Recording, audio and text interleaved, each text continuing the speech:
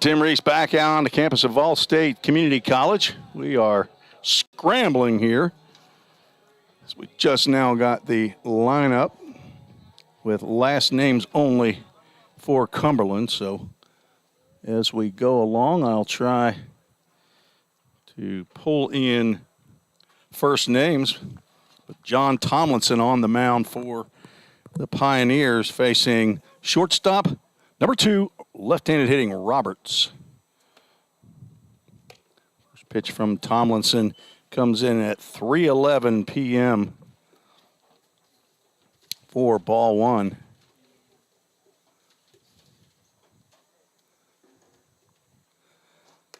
Next pitch also misses. 2 balls, no strikes. They got him at Lane Roberts. Here we go, Lane Roberts. 2-0 pitch is now 3 balls, no strikes.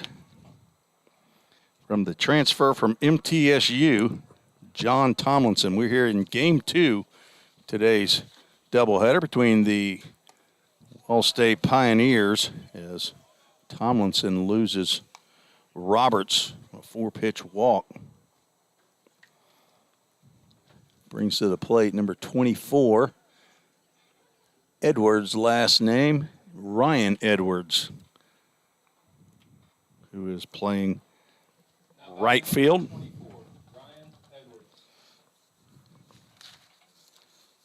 John Tomlinson played in a couple games with a full count rhythm this past summer, who won the championship in the Ohio Valley League. I saw him pitch, I know, at least one game, as that ball's in the dirt, blocked nicely by Braden Vineyard, who's behind the plate. For the Pioneers, I'll get to the starting lineup, the defense here in just a second. As soon as I can put the fire out in my hair. I usually like to be better prepared than this, but there's the first strike for John Tomlinson. 6'3", 180-pound lefty, redshirt freshman from Lebanon, Tennessee. Went to Lebanon High School and went to MTSU right out of high school. Transferred here to Vol State after redshirting over there. The son of Keith and Kim Tomlinson, brother of Lauren. And he gets it's just a little bit outside. Thought he was going to get the call there, but count goes 2 balls and a strike. Drew Plummer back on the scoreboard, did such a fantastic job in Game 1 here in the press box. Alex Qualls back on the public address announcement. 2 balls and a strike, and runner on at first base, ball in the dirt. Again, blocked by Vineyard. 3 balls and a strike. John Tomlinson is the grandson of Paul and Lebanon, grandma in Lebanon. It's good to see him out on the mound. You got all those first names? You guys are good men. That's awesome. Pitch swung on and missed. Brings us to a full count. Today's second game, full count, brought to you by Framework Athletics, located at 104B Jessica Lauren Court in Hendersonville. They are sponsors and supporters of Vol State baseball. Swung on and fouled off just over the dugout, first base dugout. Our first full count, first pitch foul ball of the second contest.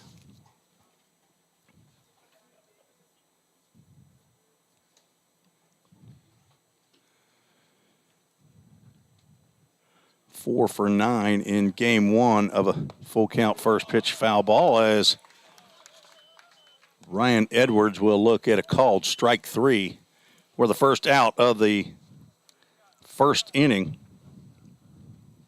Now batting, number 14, Chris Martin. Chris Martin, the catcher, steps to the plate, and he hit as the designated hitter in Game 1, went 1 for 2, with a single and a walk.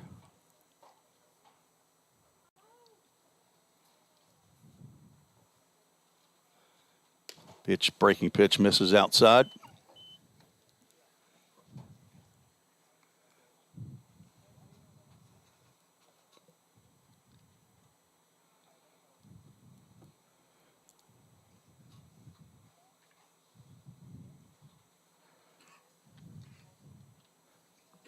Roberts leads off at first base, and the pitch inside moves Martin back. Tomlinson having a little bit of control issue here to start the ball game. Goes 2-0 here on Martin, who is behind the plate in game 2.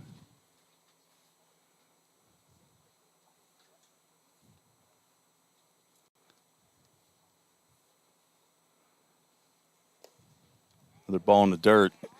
Vineyard gets enough of it to keep it at his feet.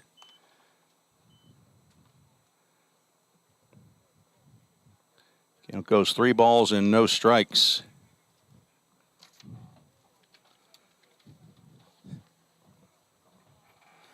Ball State won game 1 of the doubleheader, 15-2, with 4 runs in the 5th and 7 runs in the 6th inning. Tomlinson and Roberts leaning a bit there at first base. Throw over, not in time. You want to join the show, send an email to treesports@gmail.com, as a few did in game 1. Let me know where you're listening from, who you are, who you're rooting for. And there's a 3-0 pitch called strike 1.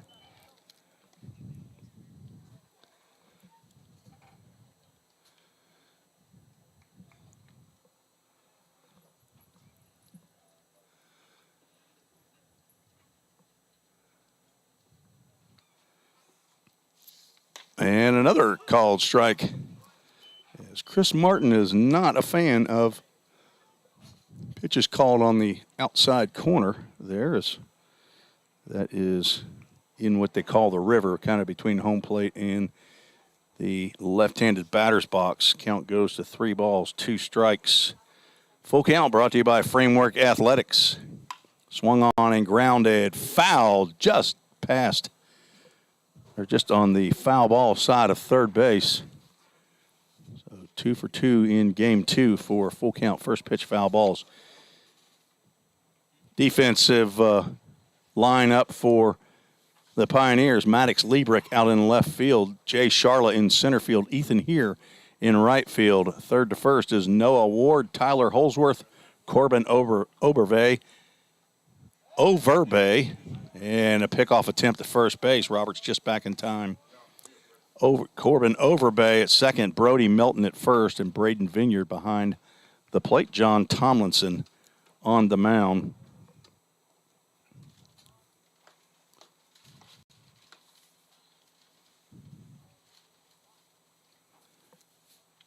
And another 3-2 pitch. No, he throws over to first base. Brody Melton digs that one out of the dirt.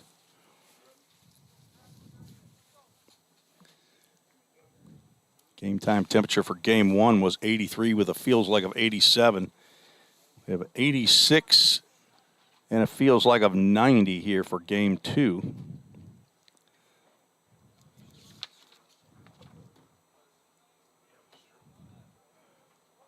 First game took 2 hours and 31 minutes to complete. Pretty small lead by Roberts at first base, who walked, and there's a pitch a little bit too far down in the strike zone. Ball 4, and that puts runners at first and second. 2 walks in the inning. The designated hitter, Bryce Allamore, will step to the plate.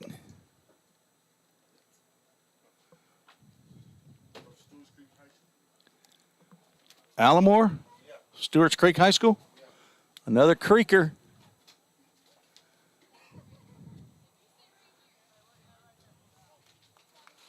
Did not play in game 1. John Thompson delivers. That ball's lined out to center field. That will be over the head of Jay Sharla and 1 hop the fence. Sharla picks it up, and 1 run will score as Allamore will get an RBI double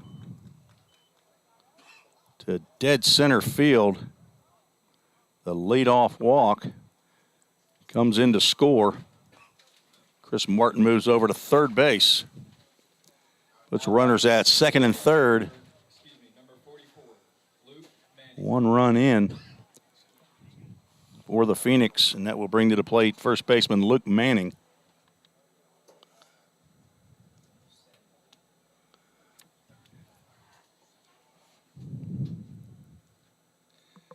Thank you for joining us on YouTube and Twitter today.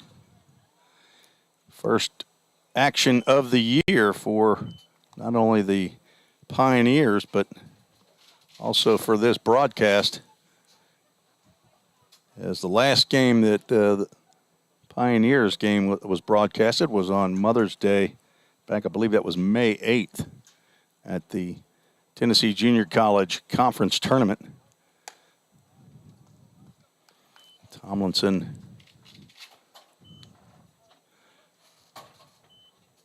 You got 3-0 or 2-0? I thought I had 2-0. As out of the dugout will come pitching coach Braden Kale for a visit to Tomlinson. Try to see if he can get him settled down, throw strikes. 2 walks and a double here in the first inning. Not the start that John Tomlinson was looking for.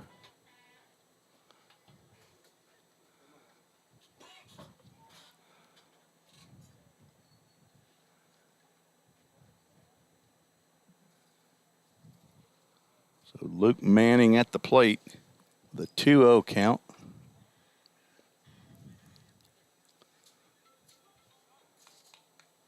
And Coach Kale heads back to the dugout. A stat that my play-by-play partner at the Rhythm for Full Count Rhythm, Woodbat summer college team, likes to spout is how many times does a pitcher throw a strike after a pitching coach goes out and talks to him. And so far today we're 0 for 2 on that scenario. So shout out to Zach Williams for his stat. Of course, he doesn't write anything down. He just makes it up as he goes.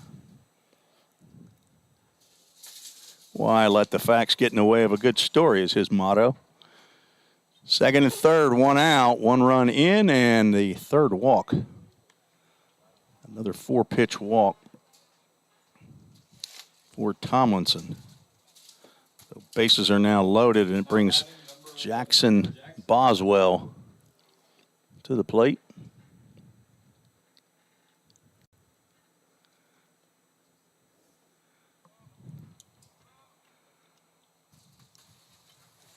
Playing third base here in game 2 of the doubleheader. Pitch to Boswell stays high. So 5 straight balls. As some action begins down in the bullpen for the Pioneers. 1 hit, 3 walks in the inning. Tall left-hander comes to the stretch and delivers. Pitch on the inside, throw down to first base, and they're going to call him out at first base. A blind tag by Brody Melton. High throw by Braden Vineyard. Pitch called a ball, but an out recorded down at first base on a pickoff of Luke Manning for the second out. A 2-ball, no strike count to Jackson Boswell.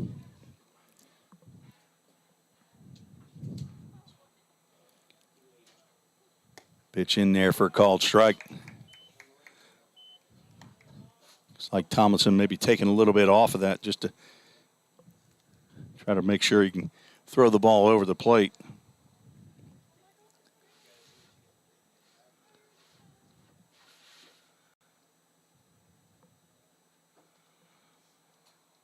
Two balls, 1 strike, 2 outs, 2 runners on. Swing and a miss. Actually foul tipped it into Vineyard's glove.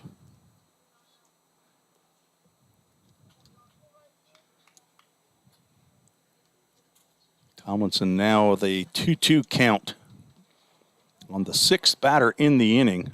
1 run in. Here's a ground ball right back to Tomlinson. He will underhand over to Melton at first base to retire Jackson Boswell for the third out. 1 run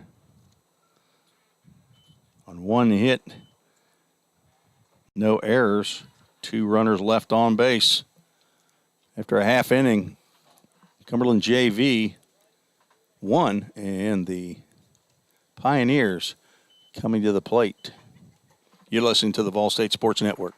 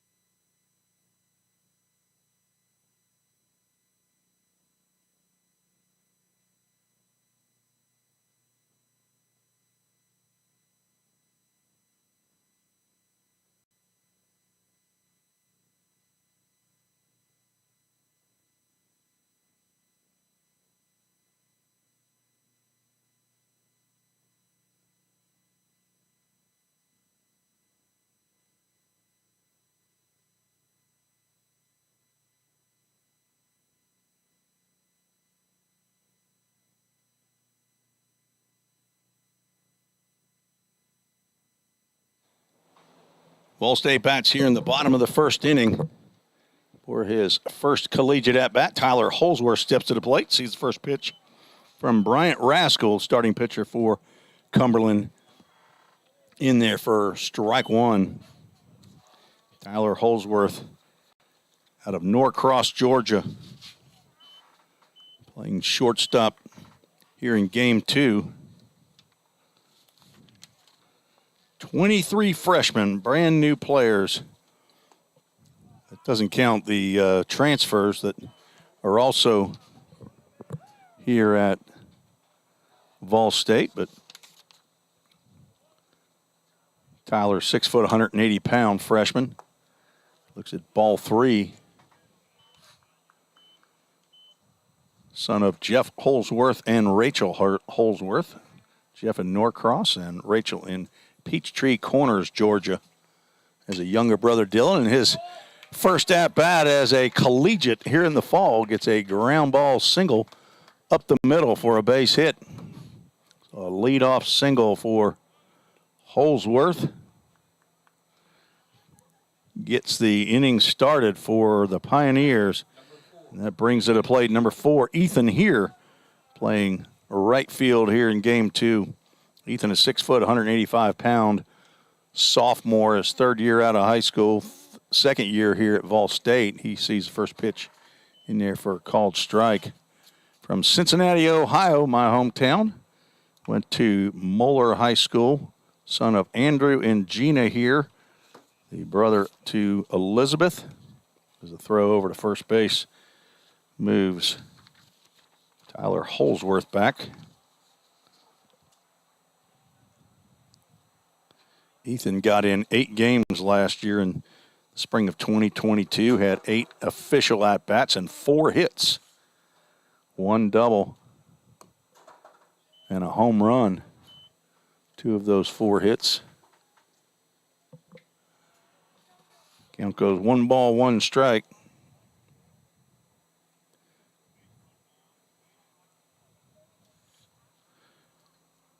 to the grandson of Grandma and Grandpa in Indianapolis as the runner goes. Pitch called a ball, throw down to second base, not in time. Holsworth gets his first stolen base of his collegiate career. A lot of firsts today for many young men here. I don't really know for Cumberland. I don't know their players, but I've been hanging around these Pioneers for about 3 weeks, so getting to know most of them as here swings at a pitch on the outside corner and pops it up down the right field line. Second baseman Hunter Williams will make the play in fair territory for out number 1. So here is retired. We'll get Holsworth down there at second base with 1 out. And that will bring to the plate another freshman, Noah Ward, from Knoxville, Tennessee.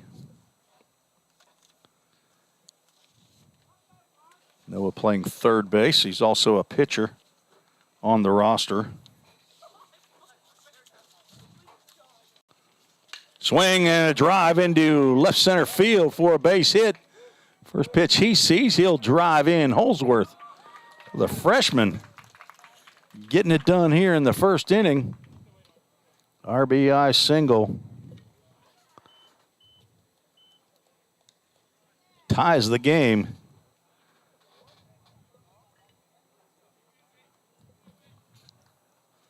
Noah Ward, 6'2", 200-pound freshman from Knoxville Catholic High School in Knoxville, Tennessee, the son of Melissa Ward and the older brother to Abram and Sophie Bell, the grandson of Mamaw and Clinton, and now Braden Vineyard staying in the latter part of the lineup here, Ward and Vineyard.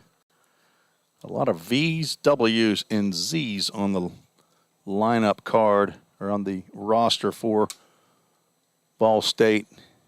Breaking pitch by Rascal. Floats outside. Ball 1. So 2 hits now in the inning. Tyler Holsworth led off with a single, and after a pop out, a single by Noah Ward drives in the first run. There's a fastball on the outside corner for called strike. Braden Vineyard, sophomore from Paducah, Kentucky. Graduated from McCracken County High School as a marketing major here at Vol State in the second year. The son of Christian and Monica Vineyard and the brother to Mason and Grant, as Braden is the middle son. Fouls that pitch off the screen behind home plate. Braden is the grandson of Pawpaw in Huntsville, Alabama, and Granny right there in Paducah, Kentucky, the home of the Paducah Chiefs. Full count rhythm plate up there a couple times, maybe 3 times this past year. Throw over to first base, not in time. Vineyard played in 7 games in the 22 spring season for the Pioneers. Got 11 at-bats. Still looking for that first collegiate hit. Did score 4 runs as he walked 5 times. But hit the ball hard a few times, just was not able to collect that first hit. Breaking pitch goes outside. 2 balls, 2 strikes to the Pioneers catcher from Paducah, Kentucky.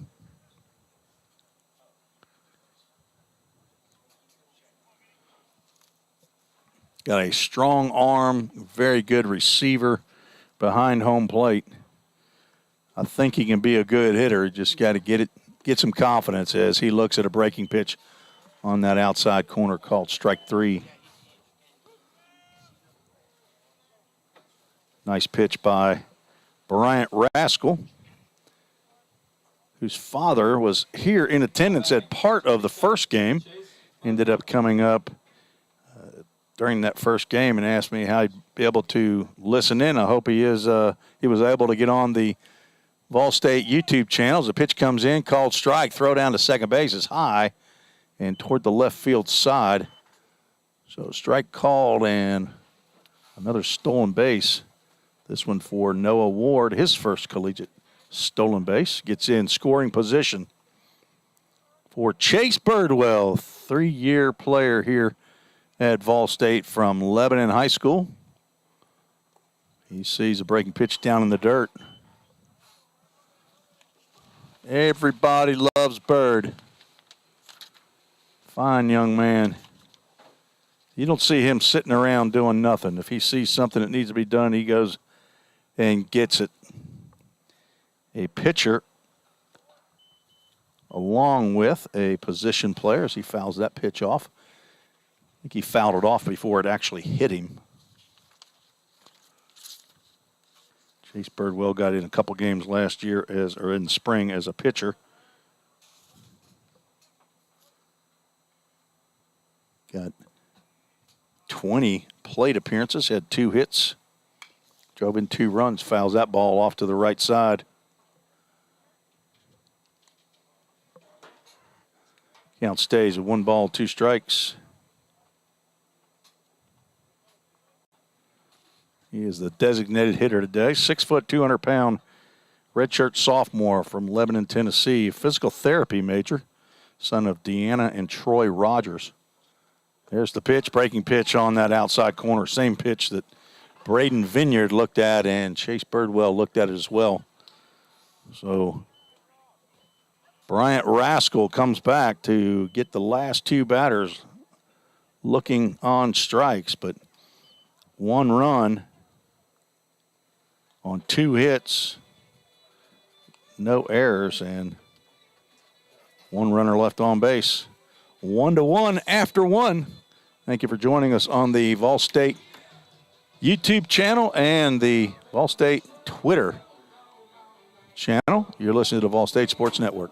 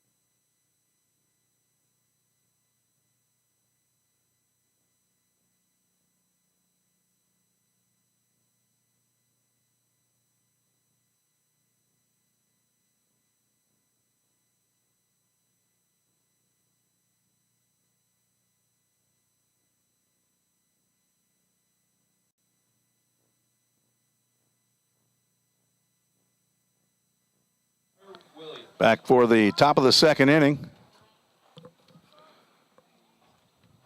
The Pioneers and the Cumberland JV are tied 1-1. Hunter Williams, second baseman for Cumberland, steps to the plate to face John Tomlinson out there for inning number 2. First pitch from Tomlinson called strike 1. The paint contractor for the press box as Williams swings through strike 2. Susan Reese up here in the press box checking out some paint samples from the Reese house to give the press box a refresh as looking to get ready for the Tennessee Junior College Conference Tournament that will be hosted by Volunteer State Community College next spring. Spruce up, get some new windows, hopefully get somebody to come in with some new carpet as Tomlinson throwing strikes now as he gets Williams to foul that ball off toward the Pioneers dugout.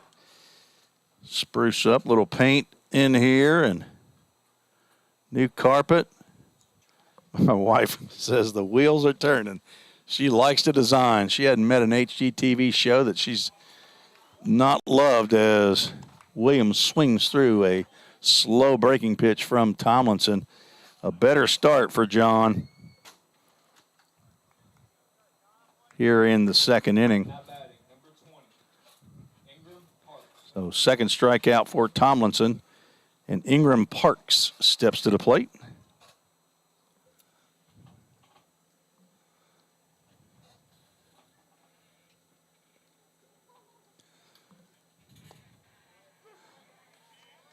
First pitch strike called. Braden Kale must have had a good conversation with John Tomlinson in the dugout between innings.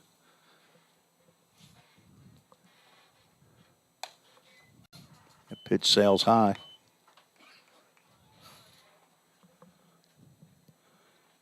So hello to the Luderman clan who are watching from Knoxville. There's a ground ball up the middle. Tyler Holsworth will not be able to make that play. Is it another ground ball that takes a little higher hop than a fielder was expecting? First chance for Tyler Holsworth there at shortstop, and comes up a little bit higher on his arm. So an E6 puts Parks at first base. And Nate Mason steps to the plate, number 4, left fielder for the Phoenix. Short lead at first base, and he goes back as Tomlinson delivers a pitch home for ball 1. I see the email address comes in as Hudson Luderman. Let me see. I do. The younger brother, Hudson of Landon.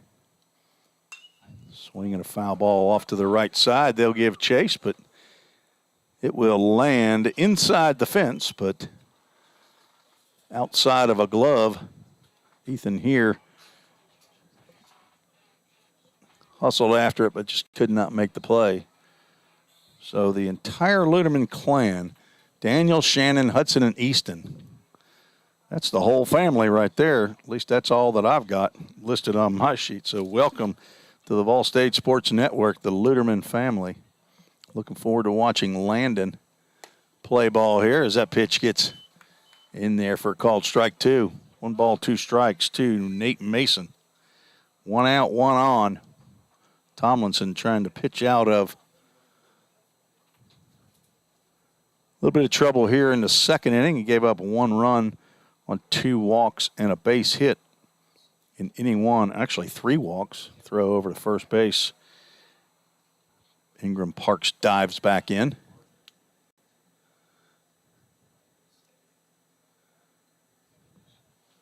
So we've hopefully doubled the options here, as I'm not sure how many people watch baseball games on Twitter. That was a check swing foul ball by Nate Mason.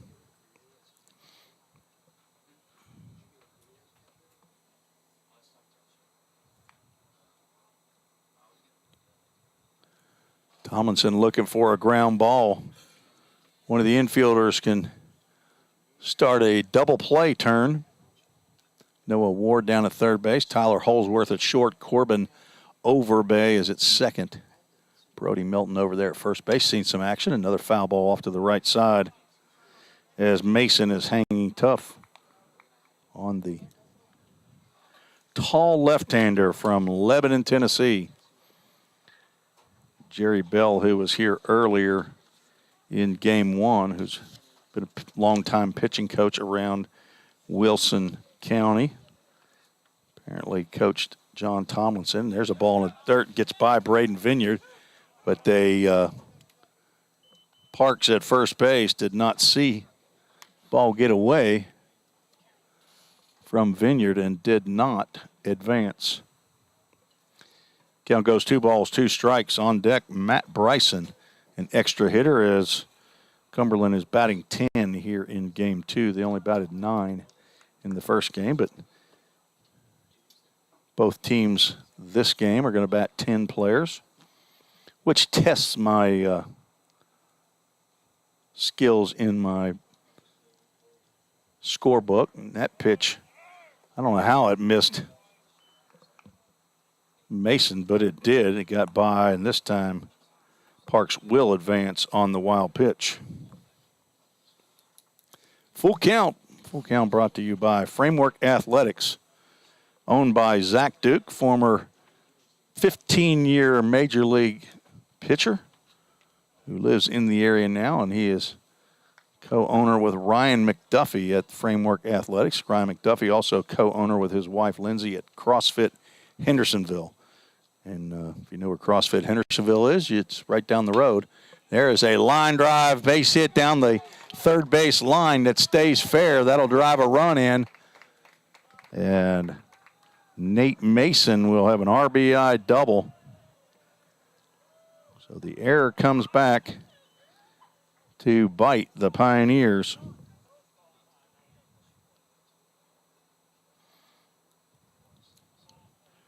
As Cumberland takes the lead again here in the top of the second inning. They're going to check the runner at third base to see if he missed it. Home plate umpire Billy Huffstetler says he did not miss third base. So the appeal is denied. No reason not to check, though. It doesn't hurt anything. So second double of the ball game for the Phoenix. That brings to the plate 10-hole hitter Matt Bryson, the extra hitter.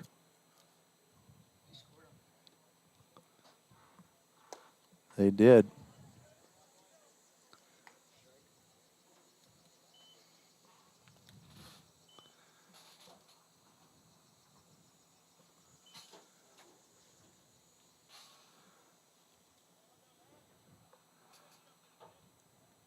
So 1 out still and a runner on at second base. Pitch misses low and inside.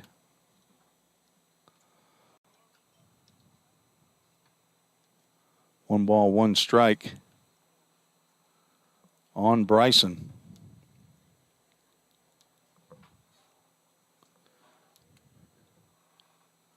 Tomlinson looks back at second base and delivers the pitch. Going to throw down to second. The ball's going to be over the head of Corbin, Overbay.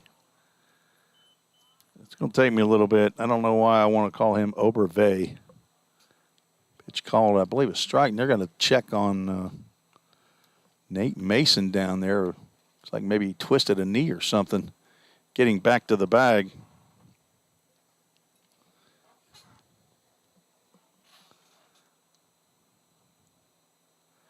Third base coach goes over to check with him, and since Mason didn't play in game 1, I'm sure he doesn't want to come out of game 2. So he stays in, count 2 balls and a strike with 1 out. Tomlinson got a strikeout to lead off the inning, and a ground ball that was booted at shortstop allowed Parks to get on. A wild pitch moved him over to second, and a double drove him in as that pitch gets in there on the inside corner for a called strike. 2 balls, 2 strikes. Here in game 2 of the first scheduled doubleheader of the fall. Holdsworth holding on the runner, and he moves back to his position. Time called at the plate just as Tomlinson was starting to come home. So 1 run in and a runner in scoring position out at second base with only 1 out. Swing and a foul tip into the mitt. Now there are 2 outs as Vineyard was able to hold on.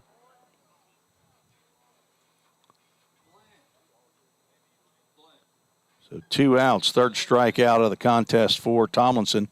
And that brings leadoff batter Lane Roberts to the plate, who's batting for the second time in 2 innings.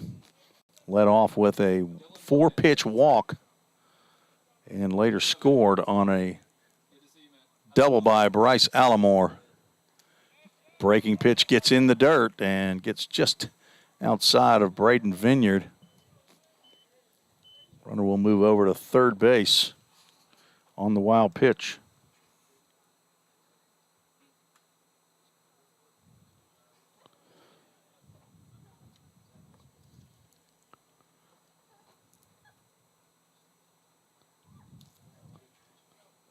Left-handed hitting Lane Roberts.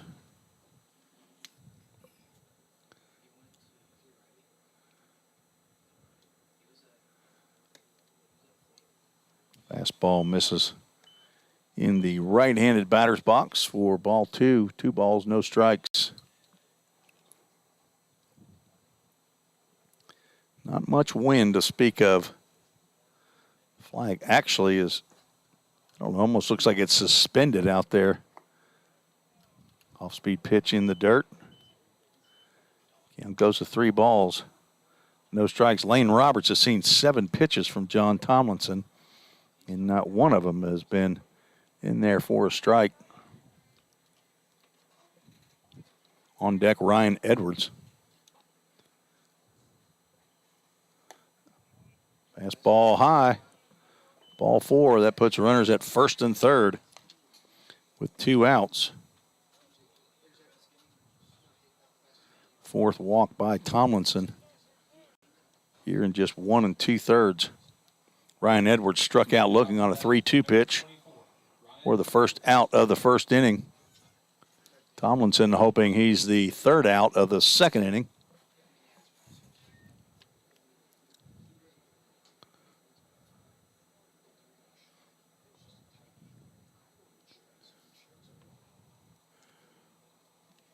And the runner goes. No throw to second as Braden Vineyard bluffs a throw to second. I believe it was called a strike. But the runner steals second.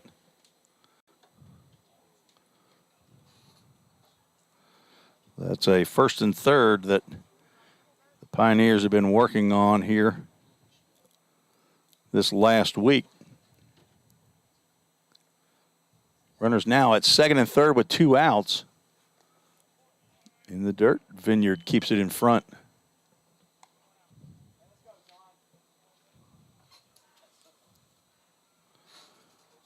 I'd like to thank all of the sponsors so far for Pioneers Framework Athletics, Summit Concrete, who did last fall the concrete work in both bullpens.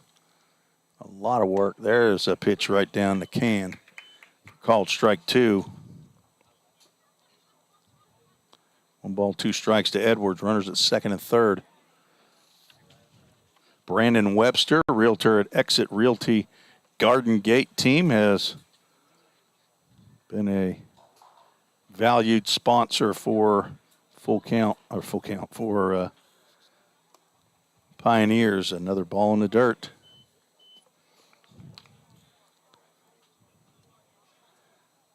And Brandon Webster and Blue Grill Barbecue, located at 1845B Nashville Pike in Gallatin.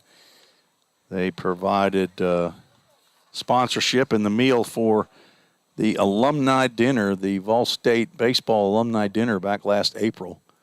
There's a ball in the dirt. That's in, gets by Vineyard, and another run will score. The count will go full. Cumberland now leads 3-1. And Jim McGuire will come out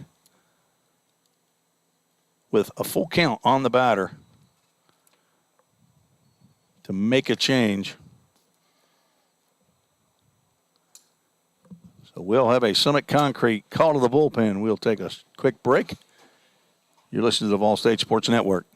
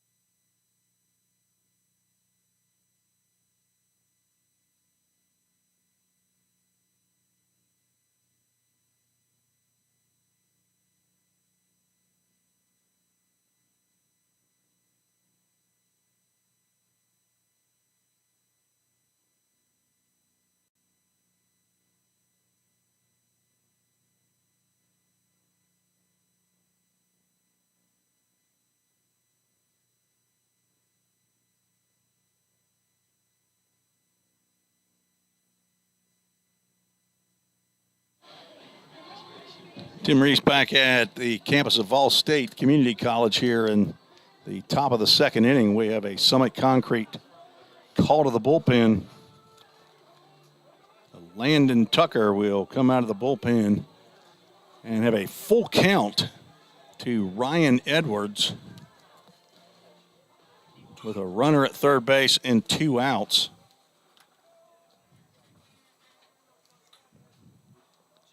An unusual situation for a relief pitcher to come into. Full count already on the batter. Is John Tomlinson, maybe he reached a pitch limit that they didn't want to go by, but Landon Tucker, the side armor, will throw ball 4. So that walk will be assigned to John Tomlinson, and that will be registered as his 5th walk of the ball game. So Tucker now in fully and officially to face Chris Martin, the catcher, who played in game 1, as the DH is behind the plate.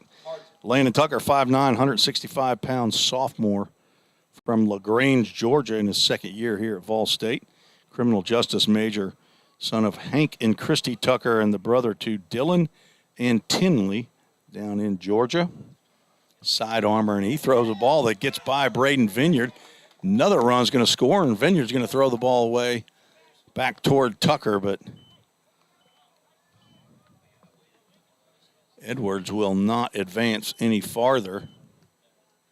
So I'm going to say that's a pass ball. It's a ball not in the dirt.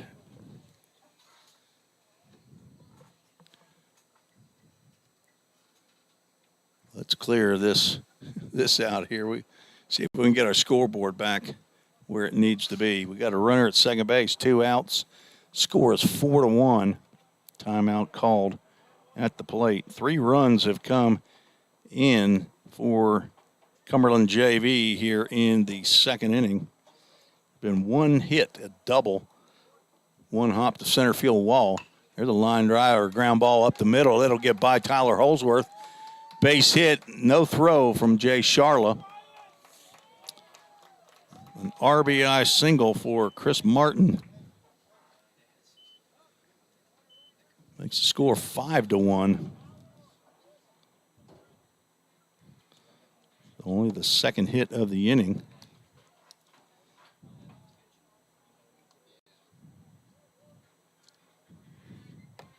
Now batting, number 32, Bryce Alomar. Inning started off well with a strikeout, but an error, a double, 2 walks, and now a single. Up the middle by Chris Martin. Brings to the plate Bryce Alomar, who doubled his first plate appearance. Breaking pitch in there for called strike by Landon Tucker.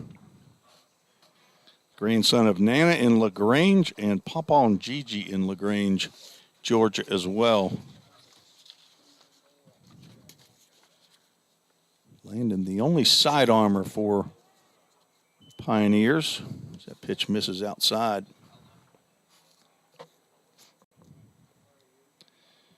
Tuck got in 11 games last year, had a 2-1 record, 1 save through 15 innings, gave up 16 hits, 17 runs, 6 of which were earned, and he gets a pop-up on a breaking pitch. Landon Tucker starts to take it, and Noah Ward comes in to call him off and make the catch for out number 3.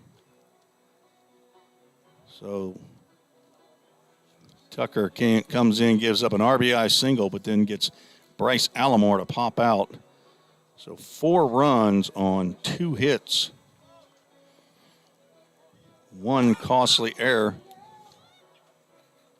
And 1 runner left on base. After 2, 5-1, Cumberland JV lead the Pioneers. You're listening to the Vol State Sports Network.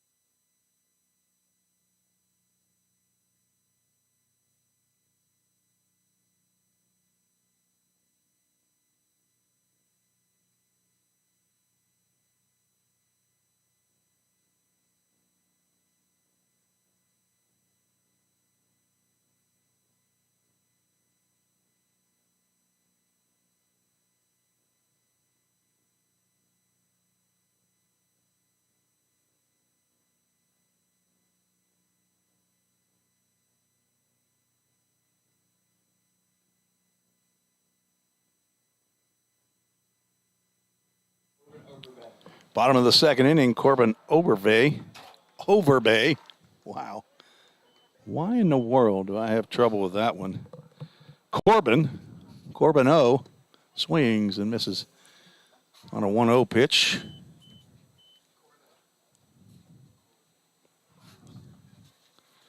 Overbay playing second base in his first at bat, and he lifts the ball out to left field.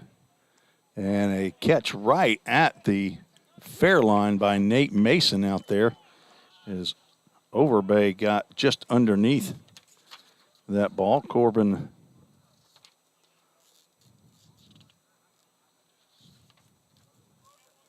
$5'9", 165-pound freshman from Sevierville, Tennessee. Sevier County High School. First out here in the second inning. Brody Melton comes to the plate. Sees a pitch from Bryant Rascal go high for ball one. Brody Melton is a line drive, base hit in his first collegiate at bat for the Pioneers.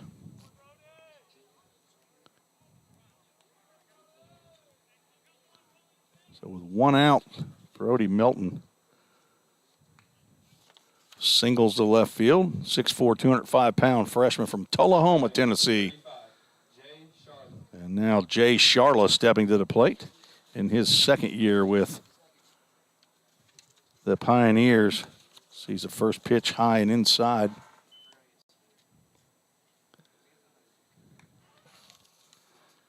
Big Jay Sharla, 5'9", 160-pound sophomore from Riverdale High School. He swings, pops the ball up in the infield. Second baseman Hunter Williams over and will make the grab for out number 2.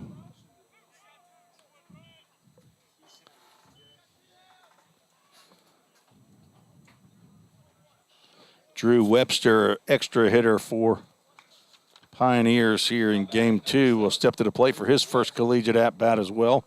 6'2", 190-pound freshman from Christ Presbyterian Academy, CPA, here in Nashville. A business administration major. Son of Rustin and Gail Webster. Brother of Jacob and Hannah. The grandson of Granddaddy and Grammy in Madison, Mississippi. First pitch from Rascal goes low. Ball 1. On deck, Maddox Liebrick, left fielder for the Pioneers.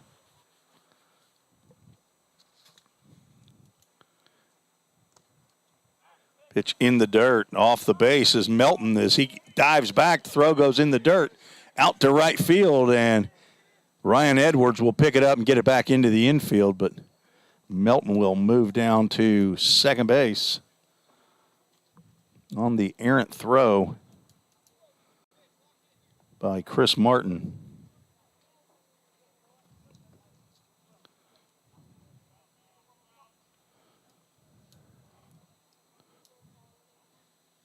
Count goes 2-0 to number 7, Drew Webster. He swings at the 2-0 pitch, taps it foul. Picked up in the dugout by Tyler Holsworth.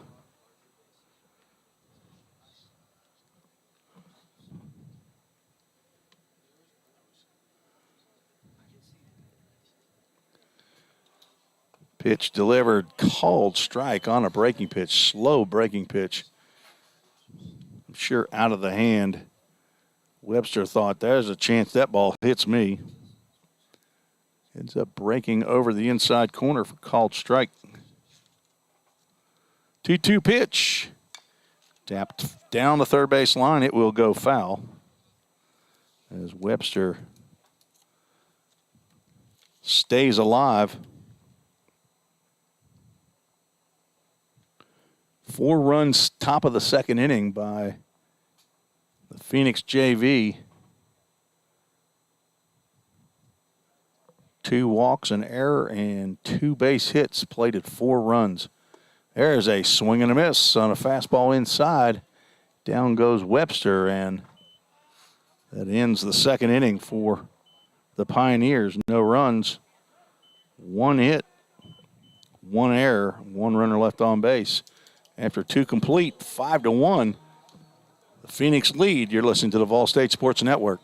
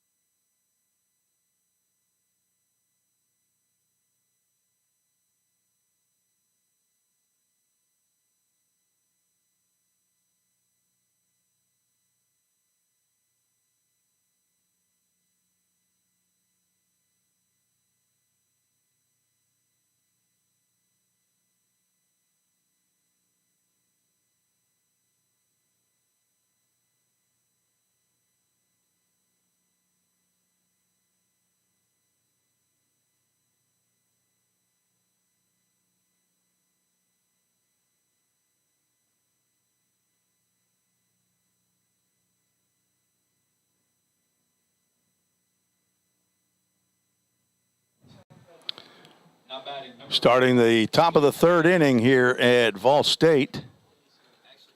Luke Manning leading off for the Cumberland Phoenix. He walked and was picked off by Braden Vineyard, the catcher, in the first inning. Breaking pitch in there by Landon Tucker, called strike one. As Luke Manning from Gordonsville, Tennessee, Gordonsville High School, played for the Phoenix last year as well. Fastball outside. How about we call a ball a ball?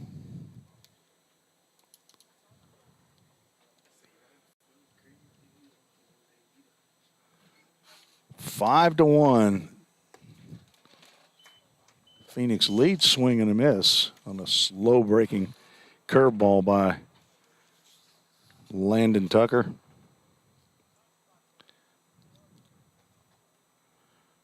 Tucker pitched all of his 11 games this past spring in relief. So he throws every pitch from the stretch. Again, thank you for joining us on Vol State's Twitter page and the Vol State Sports Network on YouTube. Breaking pitch popped up. Brody Melton comes in foul territory and will make the play.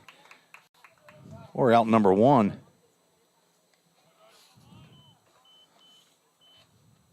It will bring to the plate Jackson Boswell. Now to bat, number 11, Jackson Boswell. He grounded back to Tomlinson, starting pitcher, to end the first inning. John Tomlinson ends up going 1 2/3 innings. Gave up 2 hits, 5 runs, 3 of which were earned, 5 walks, and 3 strikeouts. Landon Tucker on in relief.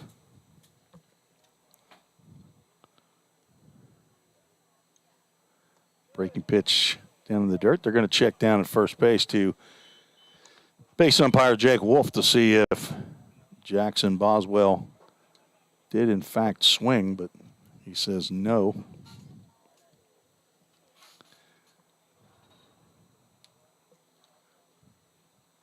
Sun is shining in Gallatin today. Strike called.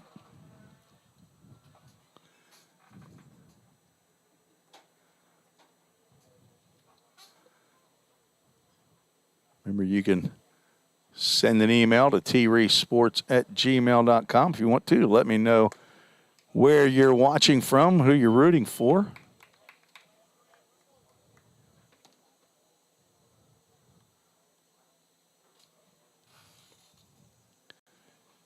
Working on getting more options for video.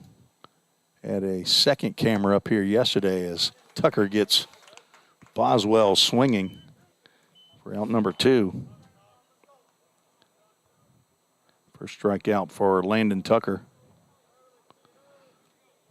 Working on getting a wider camera lens that can see the entire field, so you won't miss out on anything that's happening down the right field corner or left field corner, but then also maybe do a close-up of the batter and the pitcher. There's a ground ball to third. Noah Ward, his first chance in the field, and he throws over to Melton to retire the side. So a good inning right there by Landon Tucker as he gets a 5-3 ground out. 1-2-3 inning for Tuck. No runs, no hits, no errors, nobody left on base. That's the 0 the Pioneers needed. 5-1. Cumberland leads. You're listening to the Vol State Sports Network.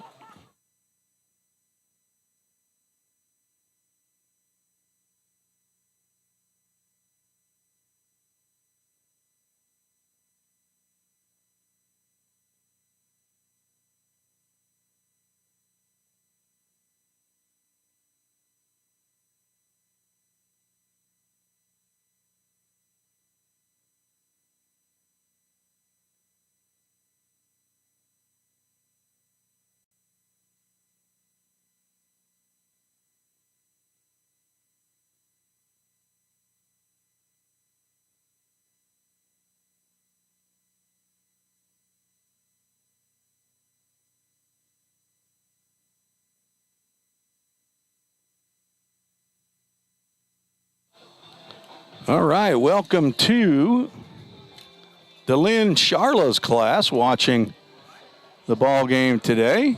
Jay Charla's mom. Welcome back to the broadcast. I know we interacted a little bit last year. I just see a tweet on the comment section here, along with Dave Holbrook watching up in Grove City. As Maddox Liebrick steps to the plate, he takes a healthy cut. The first pitch he sees this fall comes up empty. Maddox doesn't want to be known as DJ Maddox anymore. He used to run the tunes up here. He hits a ground ball to third. Jackson Boswell picks, throws to first base in the dirt. Could not be dug out by Luke Manning. And Liebrick will hustle on down to second base. And a leadoff error, a two-base throwing error by Jackson Boswell. The second error of the ball game of game 2 here for Phoenix. Brings the top of the order back to the plate. Tyler Holsworth, who singled and scored the only run for the Pioneers. First pitch he sees outside, ball 1.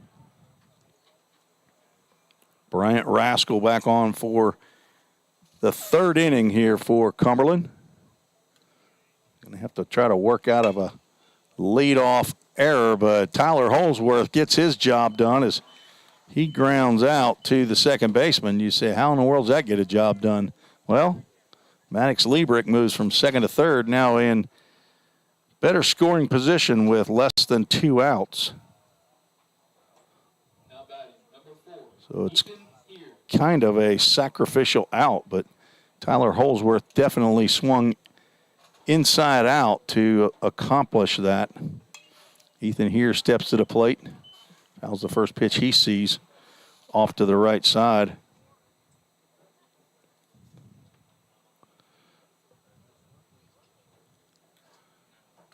Pioneers trying to play the game the right way. You get a man on at second with nobody out. You do what you can do to get him over to third. Here popped out to the second baseman in the first inning. He taps the ball back to first, or back to the pitcher. Boswell gives a couple looks to Liebrick at third, and then throws on to first base for out number 2.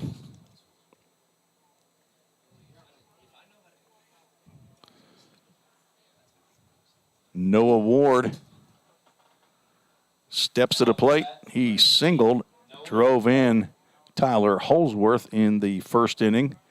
Stole second base, but was stranded there. Ward looking to drive in another run. Sees a breaking pitch that goes low.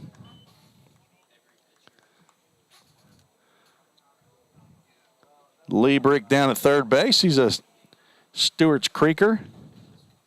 Lots of Stewart's Creek folks end up over here at Vol State. Liebrick redshirted last year and spent most of the spring up here in the press box with the press box gang. So he is looking to get out on the field and out of the press box. Right now looking to score, but going to be kind of hard to do. That ball is popped up out to shallow center field. The second baseman, Hunter Williams, will drift out there and make the catch for out number 3. So the error does not hurt the Phoenix.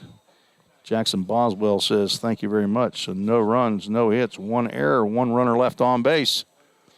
After 3 complete, scheduled for 7. Phoenix lead 5-1. You're listening to the Vol State Sports Network.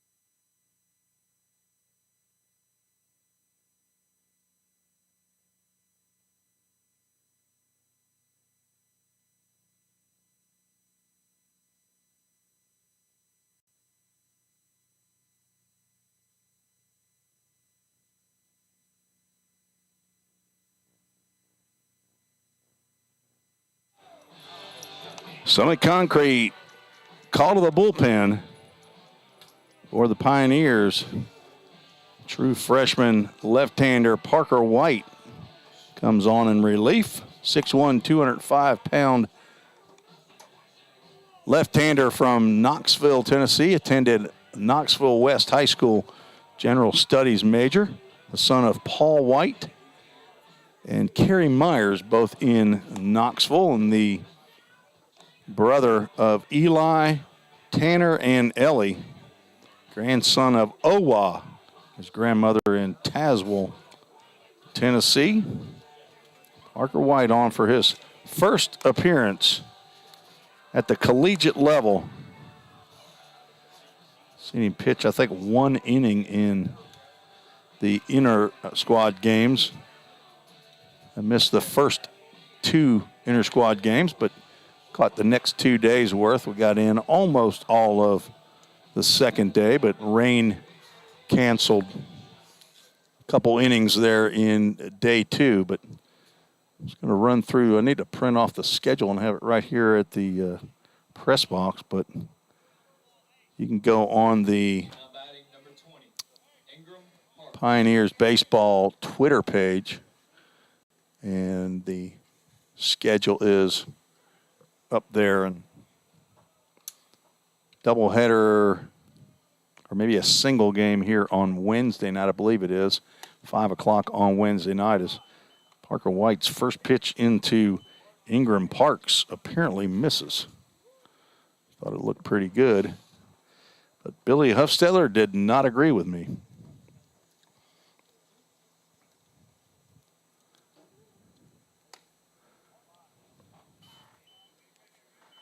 The first 2 are wide for a left-hander from Knoxville West. One of 52 players on the Vol State fall roster. I think Coach McGuire carried about 45 last year. Another fastball misses high. And White goes 3 balls, no strikes to the Phoenix JV center fielder who reached on an error, the shortstop, and later scored in the second inning. White's 3-0 is right down Broadway.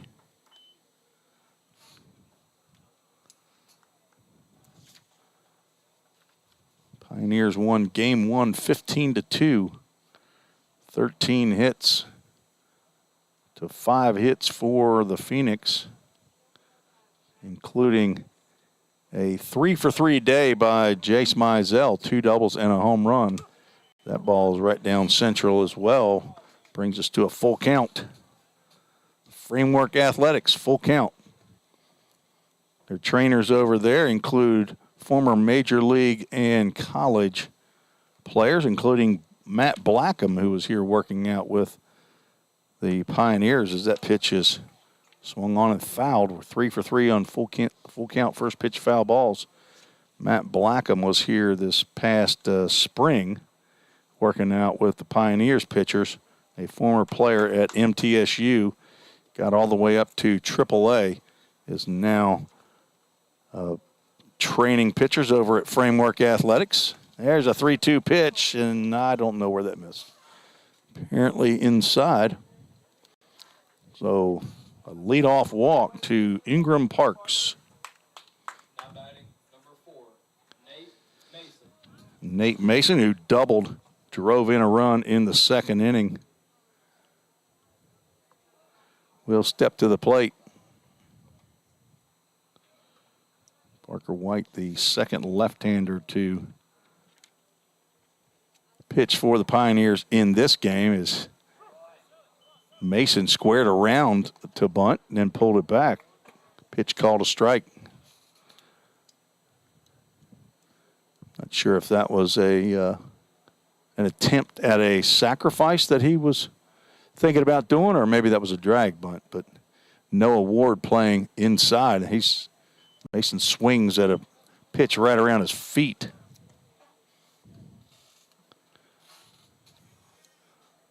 Fouls it off to the Pioneers dugout.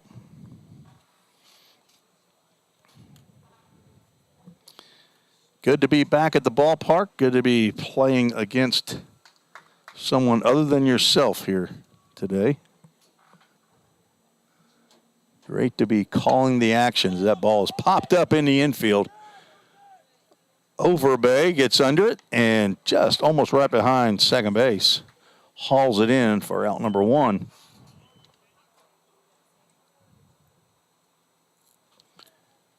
And we'll bring to the plate Matt Bryson, the 10-hole hitter for the Phoenix.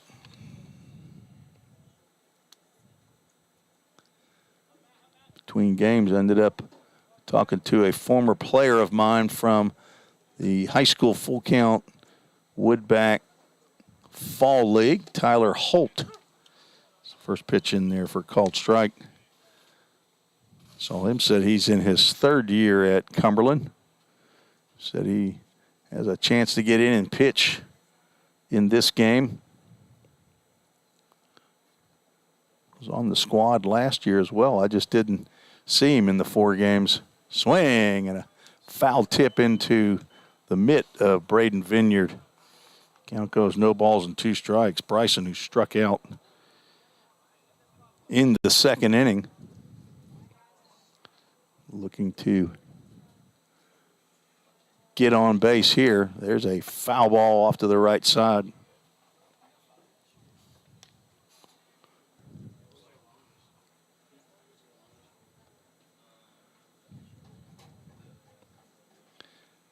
Cumberland's JV roster has not been updated on the website, so I'm looking at last year's roster to kind of see if some of these players are back. There's a swing and a soft ground ball to Brody Melton, who gets the out at second base, throw over to first base, gets by Parker White, who was covering,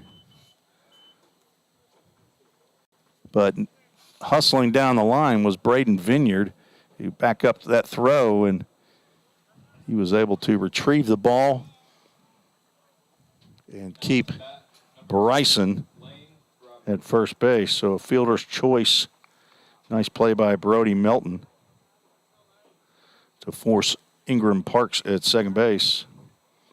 We're out number 2. So 2 outs, and the top of the lineup, Lane Roberts, who hadn't seen a strike yet, faced John Tomlinson twice left-handed. Breaking pitch from White goes high. The 9th ball that Lane Roberts has seen.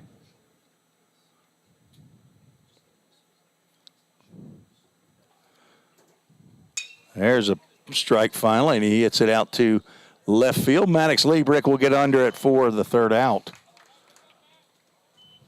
So no runs in the 4th for the Phoenix. They do strand 1 runner. We're through 3.5 innings, 5-1 is the score. You're listening to the Vol State Sports Network on YouTube and Twitter.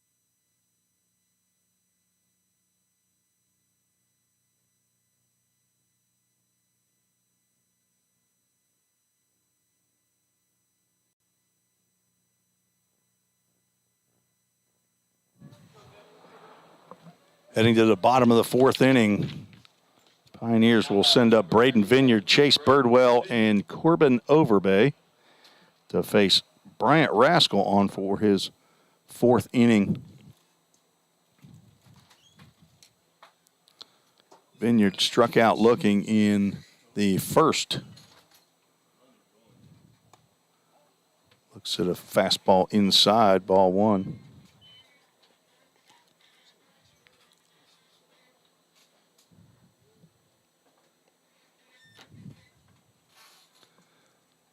There's a line drive, base hit into right field. That will get to the wall. Vineyard rounds first base. Ryan Edwards picks it up on the warning track, and Vineyard will drop anchor at second base with a leadoff double. As I was not here in the fall last year, I'm going to assume that Braden Vineyard had a base hit, and Braden Vineyard maybe has hurt himself stretching out. It almost looks like a groin strain. John Ripel will walk over there to second base as well. Looks like we got a pitching change. Summit Concrete call to the bullpen. We'll take a quick break. Be right back. Tell you who the new pitcher is. After this short break, you're listening to Vol State Sports Network.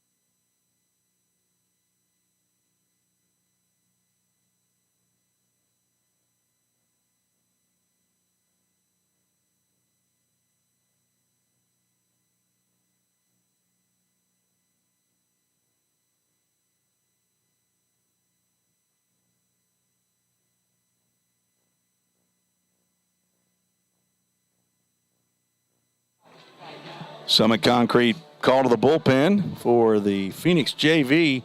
Trey McNeese, left-handed pitcher, 5'9", 137-pound sophomore from Mount Juliet, Tennessee. Went to Mount Juliet High School, played last year for the Phoenix. Is on in relief of Bryant Rascal, who goes 3+ innings, gives up 4 hits and 1 run. But Braden Vineyard on at second base is his responsibility. No walks, 3 strikeouts. McNeese on to face Chase Birdwell, second batter in the 4th inning. Birdwell does not offer as he starts to swing, holds up. Pitch called a ball, looked pretty nice actually.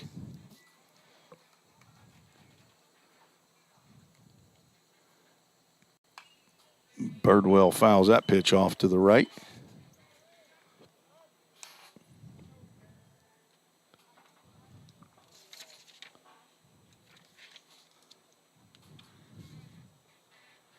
Chase Birdwell, the designated hitter or one of the extra hitters. That pitch, this is badly outside, 2 balls and a strike.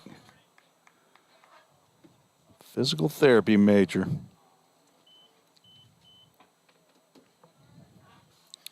Pioneers looking to put some runs on the board here in the 4th inning.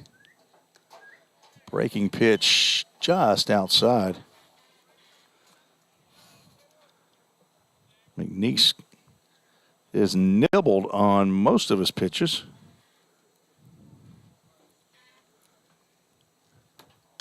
There's a ground ball foul down third base line. Count goes full. Full count brought to you by Framework Athletics. They do baseball and softball training over at Framework Athletics. You can, Ryan McDuffie, one of the co-owners, email Ryan at frameworkathletics.net. 3-2 pitch is grounded to short. Tough hop for Lane Roberts. He throws over to first base, and Vineyard has to stay put there at second.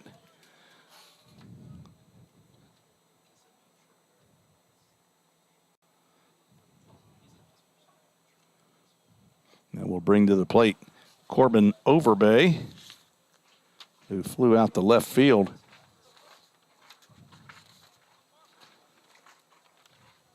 Corbin, the son of Drew and Heather Overbay, and the brother of Jensen, his sister, who's at University of Tennessee. And yeah, apparently he didn't get hit with that pitch.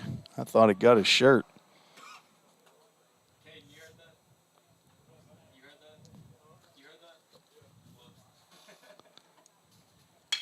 There's a ground ball just off the glove of Jackson Boswell into left field. Vineyard will be held up. The throw will go over the head of the cutoff man, but Chris Martin, the catcher, will be able to get over to snag that ball. And that puts runners at first and third.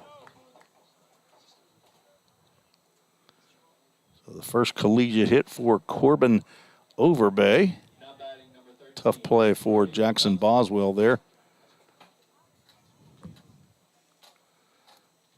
And it brings to the plate Brody Melton, who singled in the 2nd inning. Hit it over the shortstop's head. Nice line drive. First pitch to Brody, called strike 1.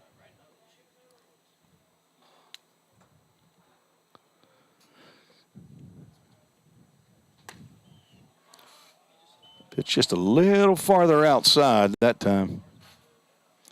McNeese is a no-nonsense pitcher. Let's get it, get a sign, and throw the ball again.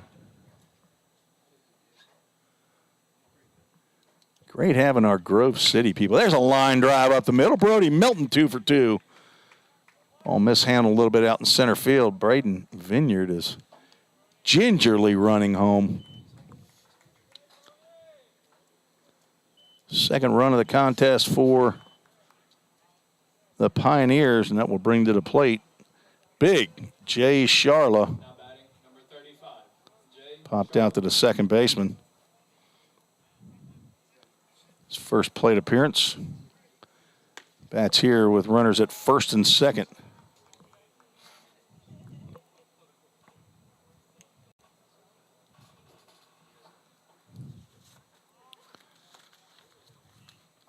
Two balls, no strikes to Jay Sharla.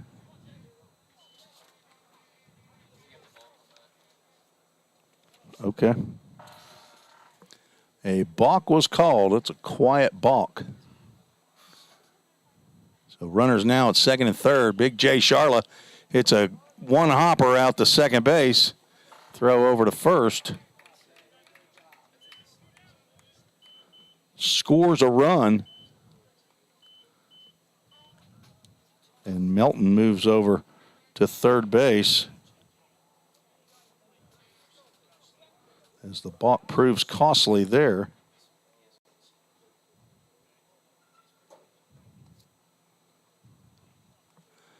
And it brings up Drew Webster.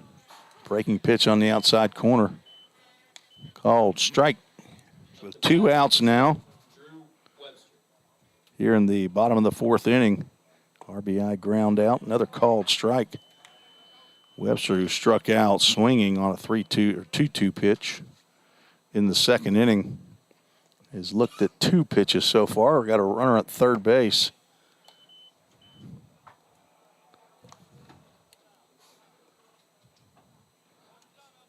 Pioneers have drawn within 2 here in the fourth.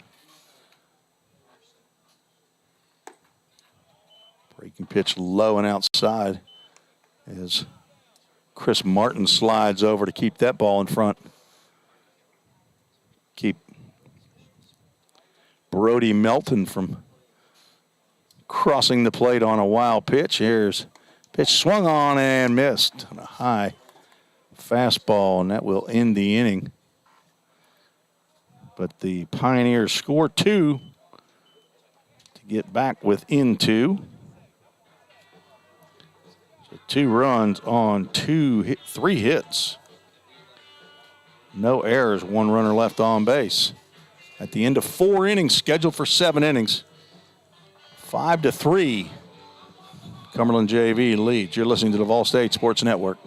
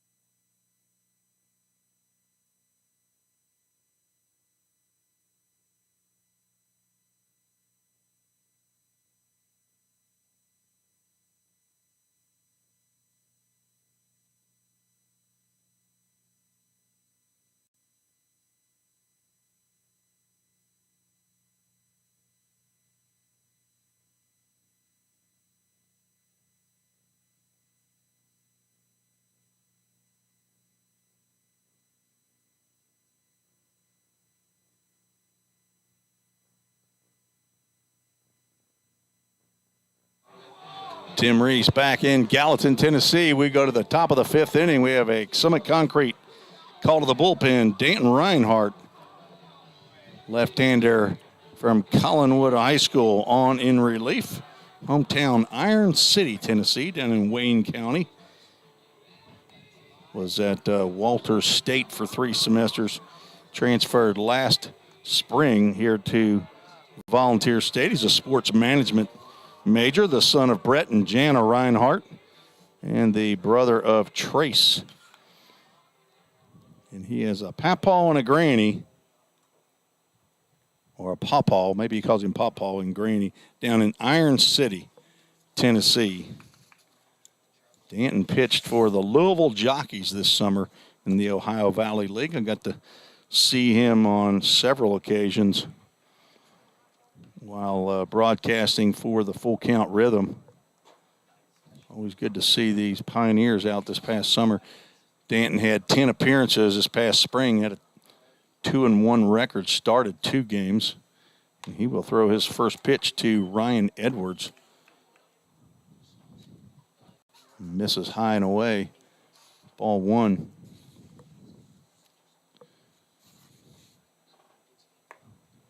Off-speed pitch goes low for ball 2.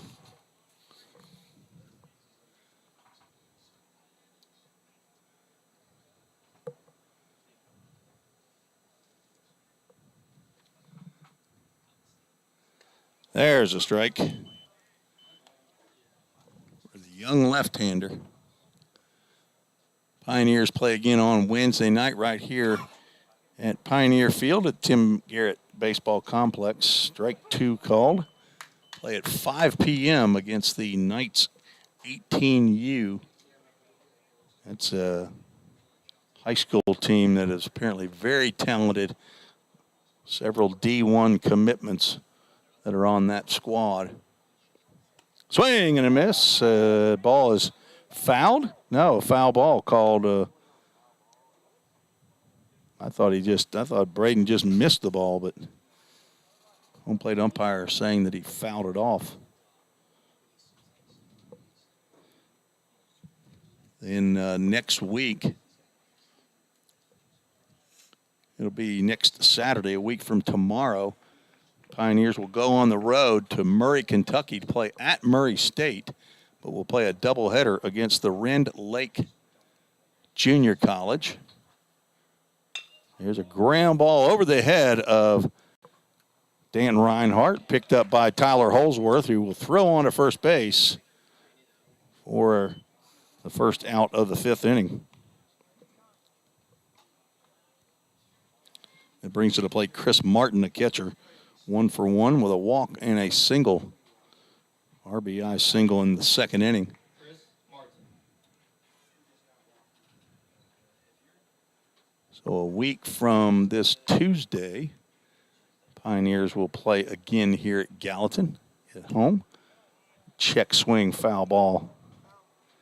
Right over the press box. Cade McKee, Coach Cade McKee on the foul ball right there. Good-looking, blonde-headed kid right there. I mean, good-looking guy. Isn't he, Michael?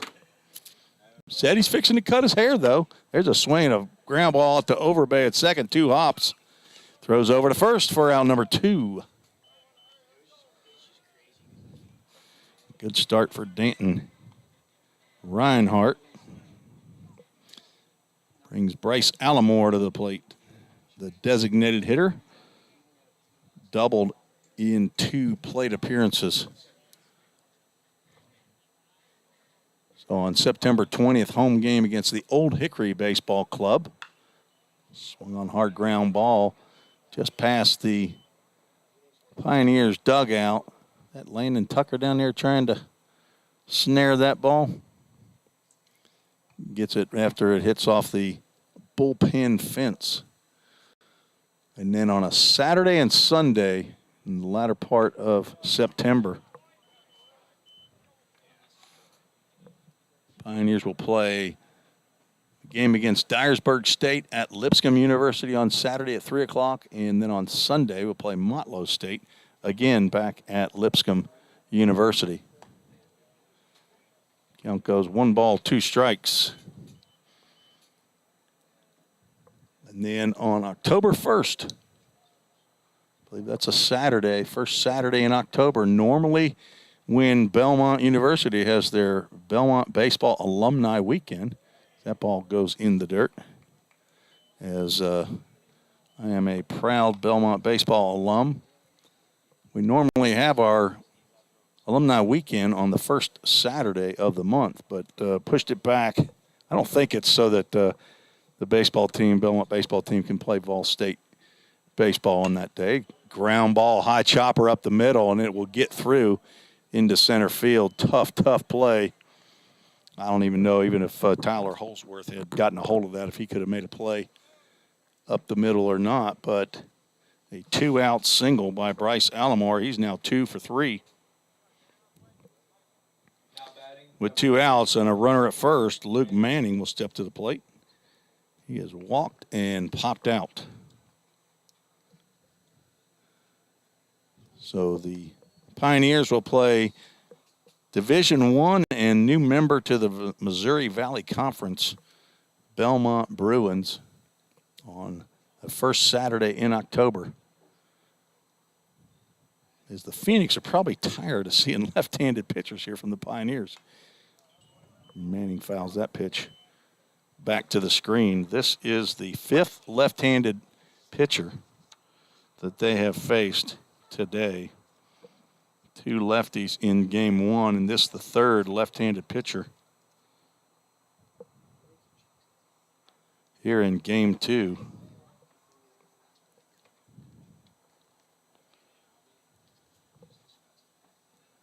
The 0-1, this is outside.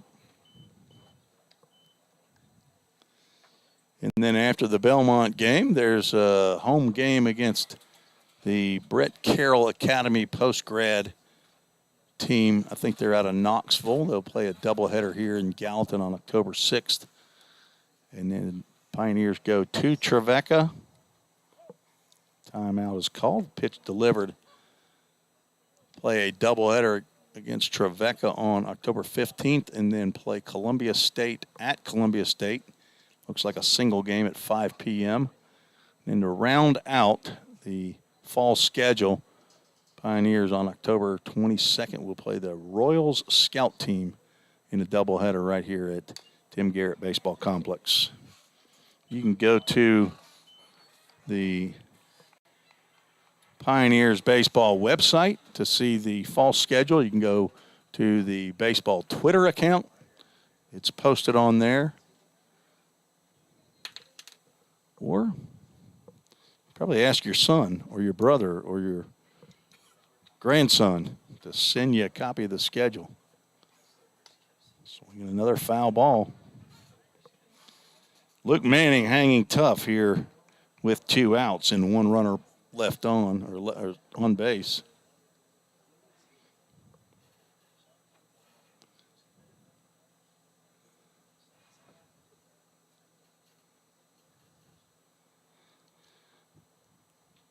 The 1-2 pitch coming just a bit high. So Tim Raskell checking in. Bryant Raskell's dad, thank you for the email.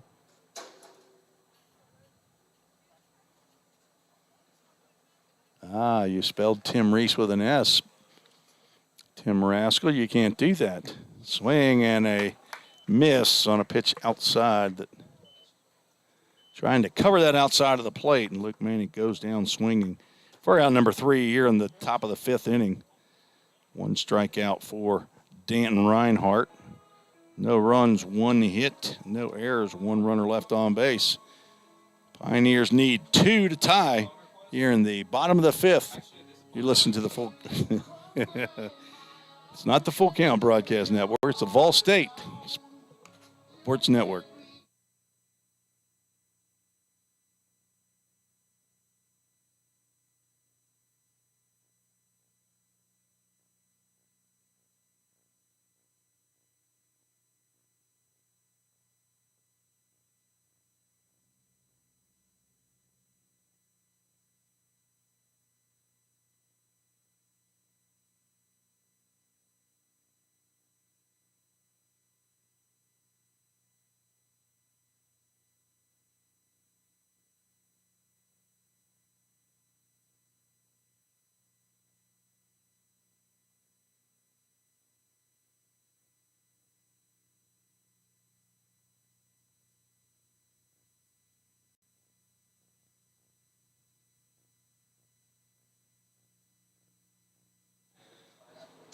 We have a Dylan Bland sighting here in the stands. Former pitcher for Volunteer State Pioneers, now over at Cumberland University. Just now noticed that he was here as Maddox Liebrick steps in for his 2nd plate appearance of the ball game. Count goes 2 balls, no strikes. Now 2-1.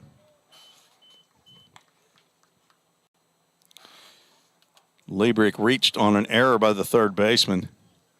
Went to second on the throw and ended up at third base. And there is time called as Trey McNeese ends up stopping mid-pitch.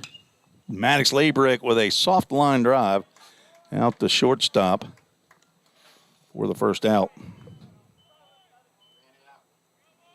He did a hard 90 down to first base, didn't he, Drew Plummer? It's a young man that wants to play. He wants to play. He's a creeker. Stewart's Creek doesn't want to be known as DJ Maddox anymore. Wants to be known as a player. Attaboy, Maddox. You get after it, buddy. Work hard. Tyler Holsworth stepped to the plate. First pitch. Ball 1 for 2 on the day is the young shortstop. Count goes 2-0.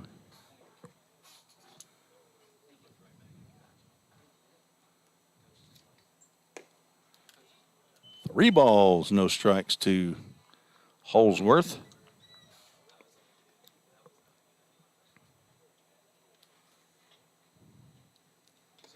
There's a pitch right down the middle. I believe Tyler wants to swing the stick. Maybe not on 3-0, but I know Coach McGuire does not want to lose this game, so it's not about going up there and just swinging freely as he takes a hack and comes up empty. Count goes full. Full count brought to you by Framework Athletics.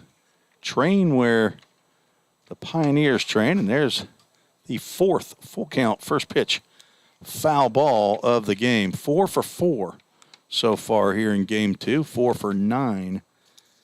If the batter swings at the first pitch after the count becomes full, 4 out of 9 times in game 1, he fouls it off.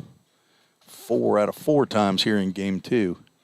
There's a ground ball to short. His counterpart gets right underneath the glove of Lane Roberts into center field. Holsworth on the error.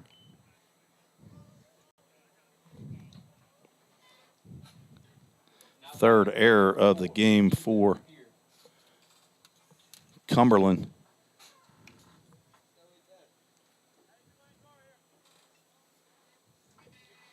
So 1 on and 1 out. Brings to the plate Ethan here. Ethan 0 for 2, the Cincinnati kid. Looks at ball 1. Second-year player here at Vol State. He gets a hard ball out to left field. That may get over the head, and it does, of Nate Mason. Hits the base of the fence in left field. Holsworth will pull up at third base, and Ethan here will have a 1-out double right at the base of the wall. Well hit ball. Puts runners at second and third. Number 18, Noah Ward. 1 out. Noah Ward keeps coming to the plate with runners in scoring position. Had an RBI single in the first inning, but with 2 outs in the third, ended up popping out to the second baseman. This time he's got second and third with 1 out. Tying run is at second base. That ball's popped up and fouled off to the right side. Cade McKee on the case.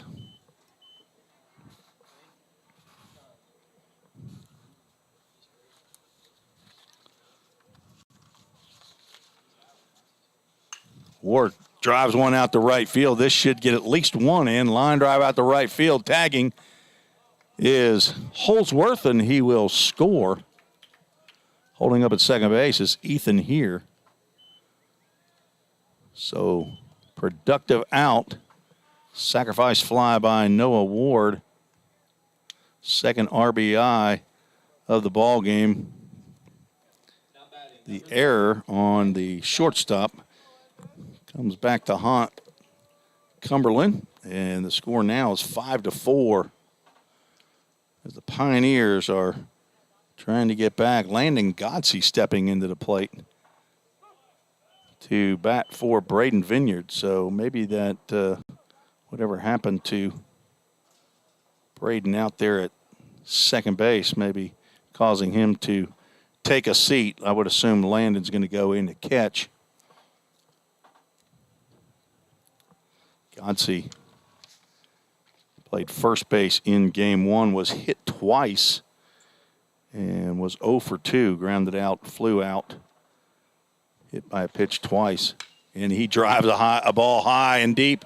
I don't believe the park's going to hold that one. That is beyond the scoreboard for a 2-run dinger for Landon Godsey. I believe I saw his dad, Paul, that was here. I'm not sure if his mom, Suzanne, is also in attendance. Last year seemed like they had to split the schedule. And a 2-run home run, a 2-out 2-run home run will clear the bases by Landon Godsey, who pinch hit for Braden Vineyard here in the 5th inning.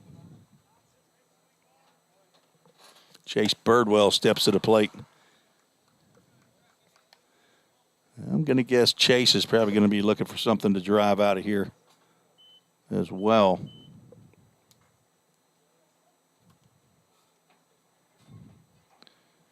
Pioneers take the lead.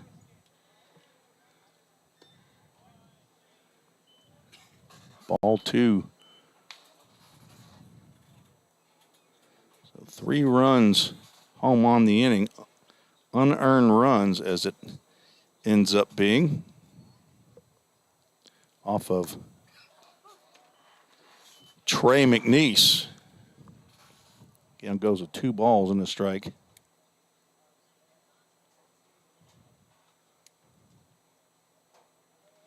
Two hits in the inning, a double and a home run. Birdwell could not hold up on that swing on a breaking pitch by McNeese. Count goes 2 balls, 2 strikes. So a 2-run 4th and thus far a 3-run 5th inning as Birdwell hits a ball over to down the right field line that will drop just past second baseman Hunter Williams' glove into foul territory.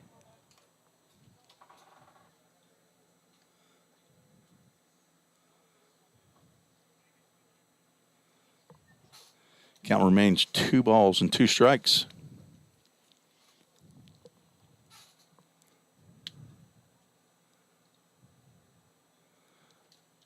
Thank you all for joining me on the broadcast with the email sent to treesports@gmail.com.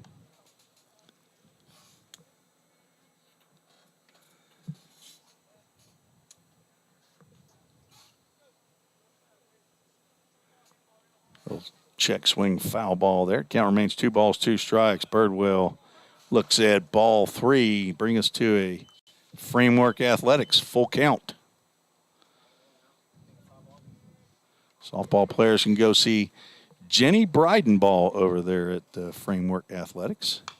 And there's a golf shot. Beautiful golf shot off his toes into center field. And Bird, the first full count, first pitch foul ball that does not go foul. But Chase Birdwell happy with that. He'll take the base hit into shallow center field to keep the inning alive for Corbin Overbay. So the 3rd hit of the inning. Overbay singled in his last plate appearance.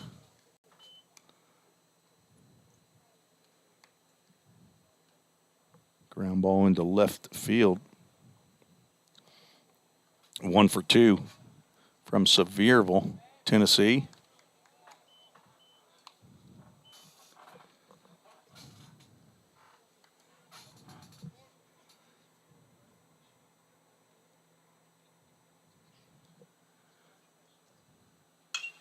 There's a pop-up out in the left field and shallow enough that the center or the shortstop can get out to make the grab for out number 3. So productive inning for the Pioneers. They score 3 runs on 3 hits. There was one costly error and 1 runner left on base. At the end of 5, Pioneers lead 6-5. You're listening to the Vol State Sports Network.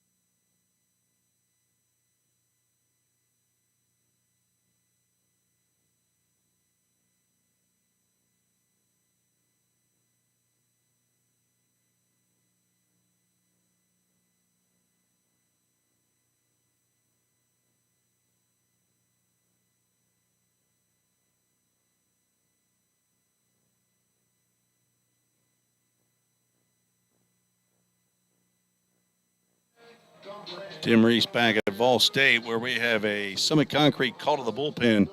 Eli Klotfelter on for inning number 6 for the Pioneers, a second-year player, a sophomore for the Pioneers, 5'10", 190-pound right-hander from Ringgold, Georgia. Graduated high school in Indianapolis, Indiana at Mount Vernon High School. He's a business administration major, the son of Rob and Crystal Klotfelter, and the brother to Maggie, grandson of Papaw in Ringgold, Georgia, and Mimi in Tunnel Hill, Georgia. And he will face 6, 7, and 8 in the Cumberland lineup here as a lead. That first pitch is swung on and driven to right field. Ethan here tried to make a stab on that and was unable to come up with the ball. Goes all the way to the wall. And Jackson Boswell will cruise into third base with a leadoff triple. Ethan here took a direct route right to that ball, and that was a do-or-die situation. I don't think he had I know he didn't have a chance to catch it when he got there, but might have dove and maybe got a glove on it, but once he took that direct route, that's what then turned a double into a triple. That will bring Hunter Williams to the plate. 0 for 2, a strikeout and a ground out. Sharp breaking pitch from Klotfelter, who's going to try to work out of a runner at third, nobody out. It'll be tough sledding here. Pitch moved, and as I said, Landon Godsey has now gone in for Braden Vineyard behind the plate. Check, it does not look like there are any other moves in the field. Fastball sails high.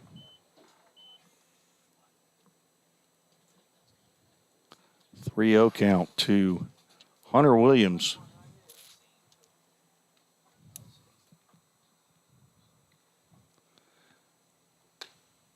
Fastball misses inside. Ball 4, and that puts runners at first and third.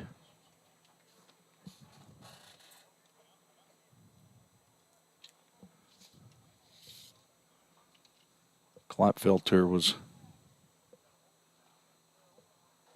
a starter early in the year. Started 7 games of his 11 appearances, ended with a 1-3 record through 27 2/3 innings. Runner bluffs a throw, and Klotfelter promptly plunks Ingram Parks in the wallet. Maybe got him in the lower back. He'd have been happy if it had got him in that sliding pad. So we're going to have a pinch runner, looks like, at first base as Nate Mason steps to the plate. Landon Gotze out to talk to Eli Klapfelter as the bases are now loaded and there are no outs. We're in the top of the sixth of a game scheduled for 7 innings, game 2 of the doubleheader. Number 4, Nate Mason. Thank you for joining us on YouTube and Twitter for the first 2 games of the fall season here at Vol State Community College.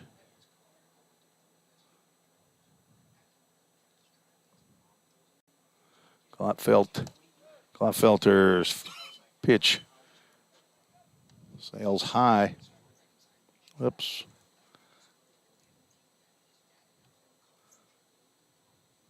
Ball 1.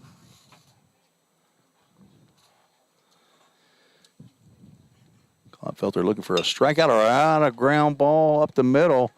Overbay to Holsworth on to first for the double play.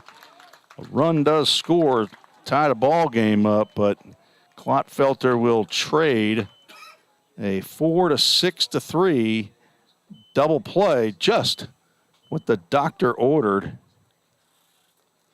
Nice play by Corbin Overbay to get the ball over to Holsworth, and a nice turn on the play. Hunter Williams moves to third base. 2 outs now and a runner at third, and a pitch right down the can to Matt Bryson, 10-hole hitter. No RBI given to Nate Mason. But we're all tied up here in the top of the 6th inning. Klapfelter trying to get out of it.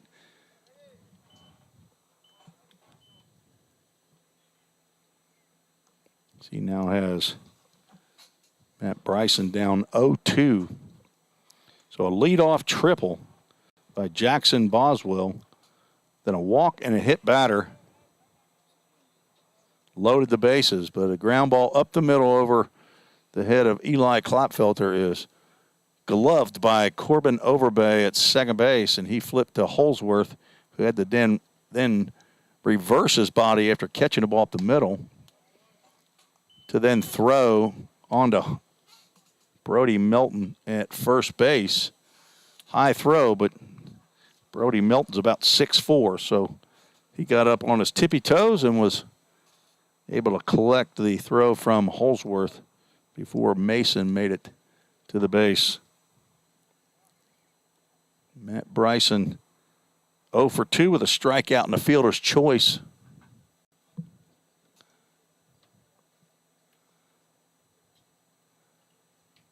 Breaking pitch over, freezes. Actually doesn't freeze, has Matt Bryson bailing on that one. So Eli Klapfelter got a double play ground ball and a strikeout to end the inning, but 1 run does score. 1 run on 1 hit, no errors, and 1 runner left on base. We're tied after 5.5, 6-6. You're listening to the Full Count to the Vol State Sports Network.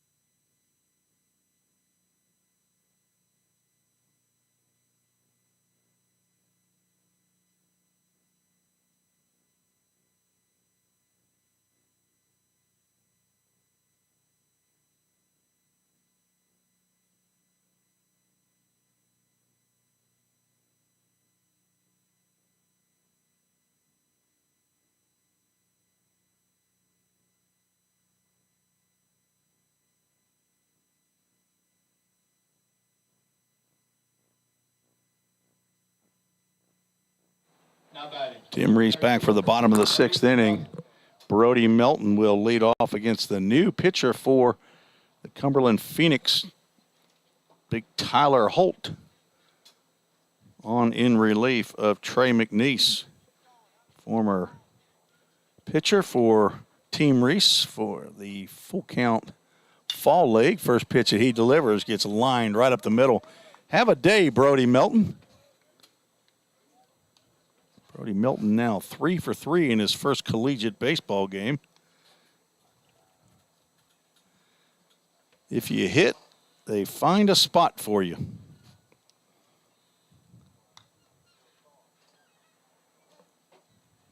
Tyler Holt played for me back in that fall full count wood bat league. We won a championship. That was the second year of a championship. Jay Charlo steps to the plate.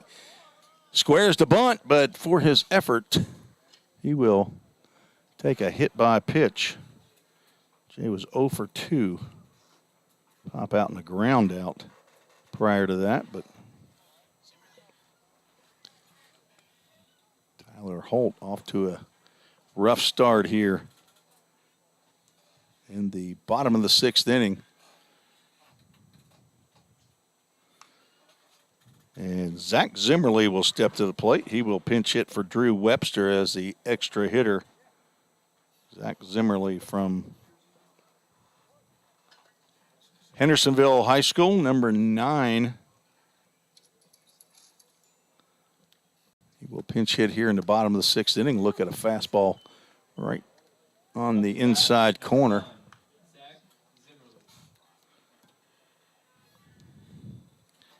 No outs and 2 runners on for the true freshman. And he sees a ball right on his toes. It gets past Chris Martin. Wild pitch. Moves runners up to second and third base.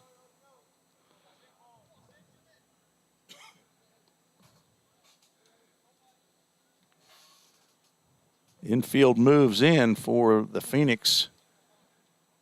Everybody on the edge of the grass. Zimmerly has worked on this for a couple weeks in batting practice. If he gets a pitch, he likes to drive it into the outfield, at least drive in 1 run. Love to drive in 2 with a base hit, but looking to at least get 1. Left fielder Nate Mason is playing deep. There's going to be a ball. I have seen that pitch called a strike. Right fielder Ryan Edwards playing about medium depth. Center fielder Ingram Parks playing very deep, as is Nate Mason. They must know something about Zach Zimmerly. There's a hard hit ground ball to second base. Hunter Williams will make the stab, turn his back completely to the plate, turn around and see that Brody Melton is not trying to score on that and throw over to first base for out number 1. So nice play by Hunter Williams. Now bring to the plate Reed Mashinsky, who's pinch hitting for Maddox Liebrick. Mashinsky, common spelling, takes a big hack. Fouls that pitch at the plate.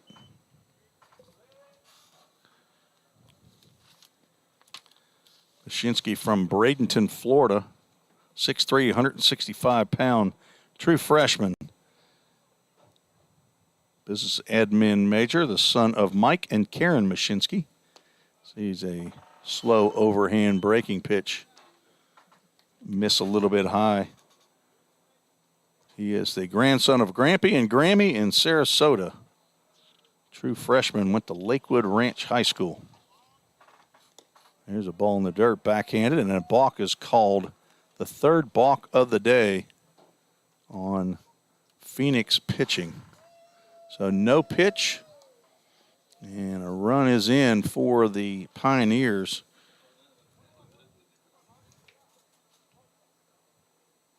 So Brody Melton scores on the balk. Jay Charla moves over to third base. Another breaking pitch. to Mashinsky right over the plate, called strike 2. So far, unearned run as a balk is not earned.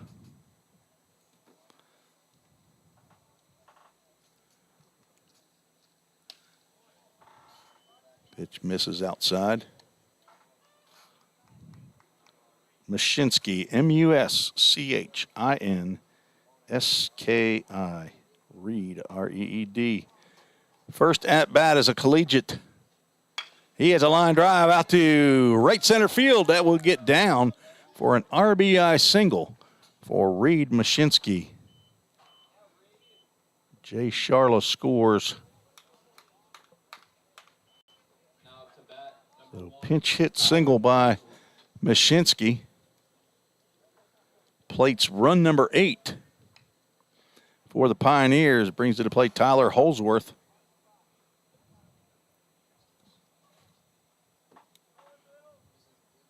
Second hit of the inning, second run scored for the Pioneers. Brody Melton led off with a single up the middle. Fastball misses high. Holsworth has singled and scored, grounded out, reached on an error and scored. Coach McGuire still going through the signs. Teaching young players, as I said, 23 true freshmen on the team, along with several new players. Breaking pitch misses outside. Low, ball 2.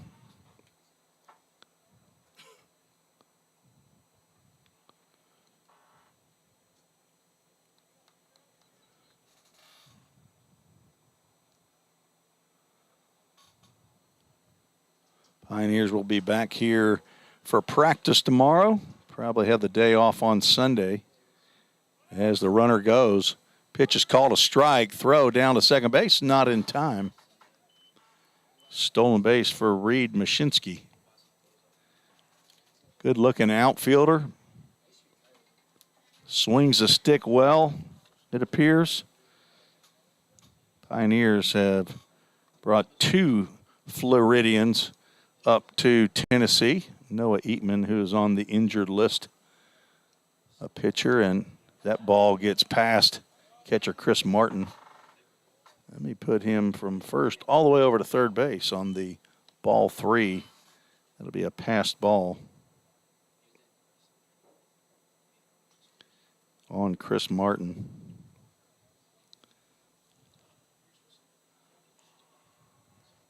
Noah Eatman from Parrish, Florida. I think that's fairly close over there by Sarasota, maybe in Bradenton. I haven't checked it on the map, but swing and a miss. Brings the count full. Framework Athletics, full count. Go see my buddy Zach Jackson over there. He's also a former Major League pitcher. We're praying hard for Zach's father as Tyler Holsworth fouls that pitch off.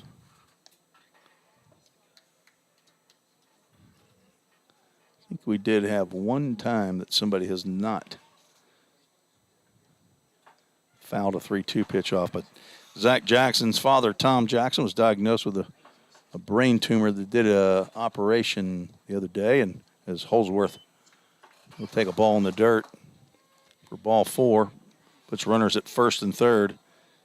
And I haven't heard from Zach, who former Major League pitcher, former number 1 first-round draft pick out of Texas A&M, left-handed pitcher. Now to bat, number 4, Ethan Heer. Whose parents live down in Sarasota, actually. Ethan Heer steps to the plate. 2 outs. Runners now at the corner. Only 1 out, I'm sorry. Pitch sails high.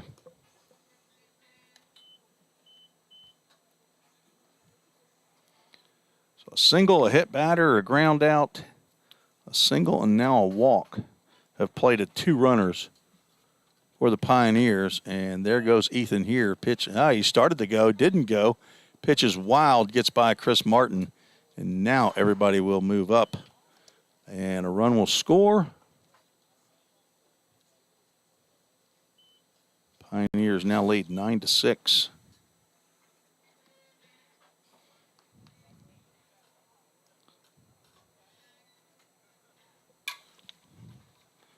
Three runs have come across in the inning. Pioneers have scored 2 in the fourth, 3 in the fifth, and 3 so far in the sixth as here swings through. A pitch count goes 2 balls and a strike. Ethan here hit a long fly ball that hit right at the base of the fence out in left field over the head of Nate Mason in his last time to the plate. A right-hander is getting loose. At least he's standing closer to the pitcher's mound, throwing to a left-handed individual. I don't know if that's a left-handed catcher that Cumberland has down there. I'm doubting it. Holt misses for ball 4, and out of the dugout will come the coach. We'll see if, I don't think the pitcher down there is quite ready, so I'm guessing this is just a chat with Tyler Holt.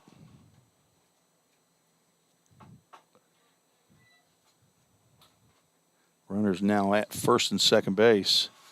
And that will bring Noah Ward to the plate. So we've had 2 pinch hitters here in the bottom of the 6th inning. Zach Zimmerly, who pinch hit for Drew Webster. Didn't really get to talk about Zach. Talking about other things, Zach Zimmerly, 6'1", 170-pound true freshman. He is from Hendersonville High School, just right close here next door to Gallatin. Business administration major, the son of Jody and Brandy Zimmerly. And he has an older brother, Keaton. And grandparents, Grandma and Paul in Hendersonville, and Mimi and Mr. Bill also in Hendersonville is Zach Zimmerly. Noah Ward steps back to the plate from Knoxville Catholic High School. Noah is 1 for 2, 2 RBIs, a sacrifice fly, single and a stolen base in the first inning. And he almost got hit there, just barely got out of the way of that pitch. So we're 0 for 3 on, well, it could be higher than that, on pitching coaches or coaches' visits, and then the next pitch delivered. Noah said he got hit in the elbow, and he's shaking his left arm. At the count, according to home plate umpire Billy Huffstetler, is 2 balls and no strikes. Runners go. Pitches a ball, and a throw to third base is not in time. So a double steal by Tyler Holsworth and Ethan here. Coach McGuire just working on situational baseball as the infield comes in with 1 out again. Noah Ward will take ball 4. He worked that one hard, as not only does he walk, he thinks he also got hit by a pitch. And I would think he knows, but third walk in a row for Tyler Holt. Loads the bases. Landon Gotze, who hit a 2-run home run his last plate appearance.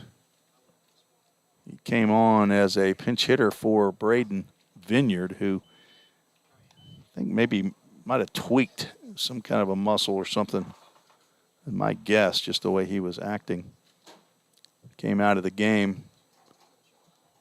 Caleb Hawkins caught all of game 1, and there's a pitch comes close to hitting Gotze. Count goes 2 balls, no strikes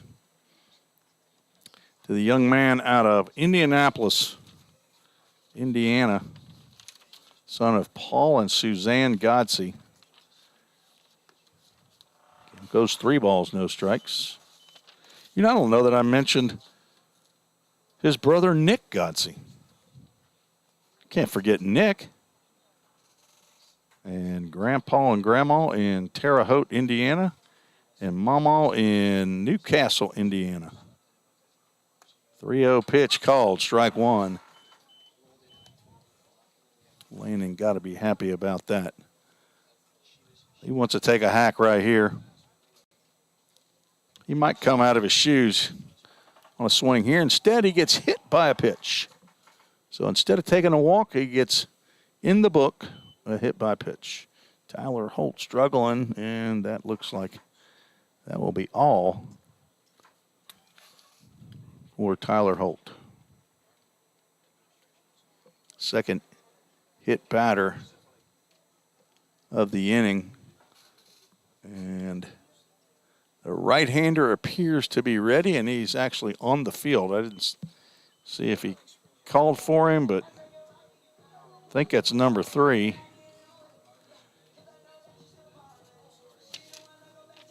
Tyler Holt's day is done. 2/3 or 1/3 of an inning. And we'll figure out who number 3 is for the Cumberland Phoenix. Be right back after this short break. You're listening to the Vol State Sports Network.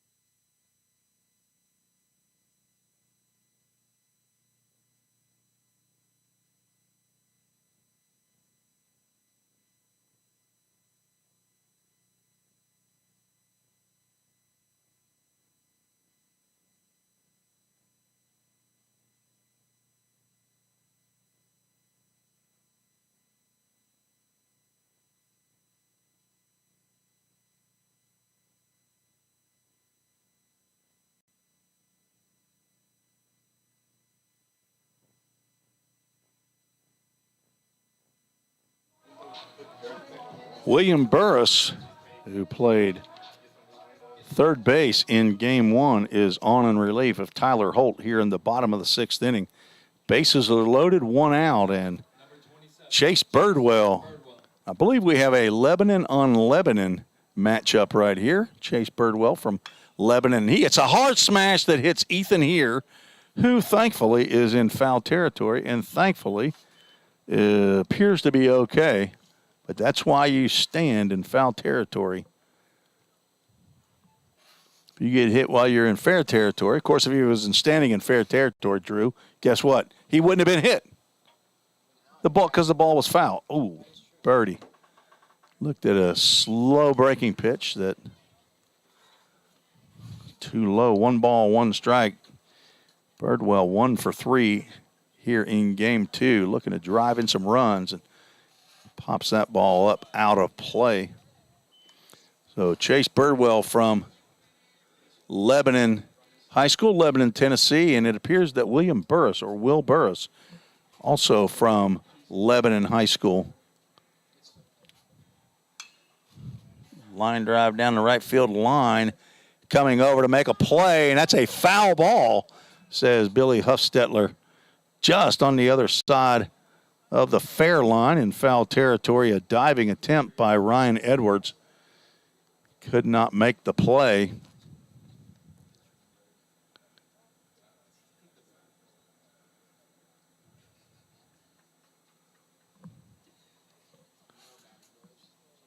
So the count will remain 1 ball, 2 strikes on Chase Birdwell.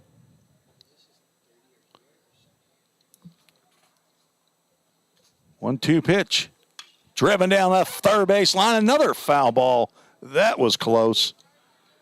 Birdie, he has flirted with both foul lines or fair lines.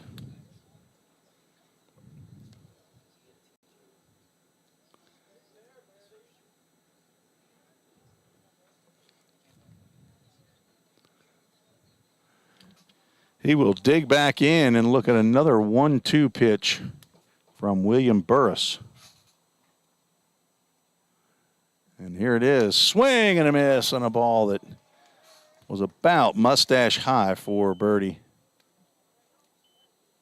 So the second out.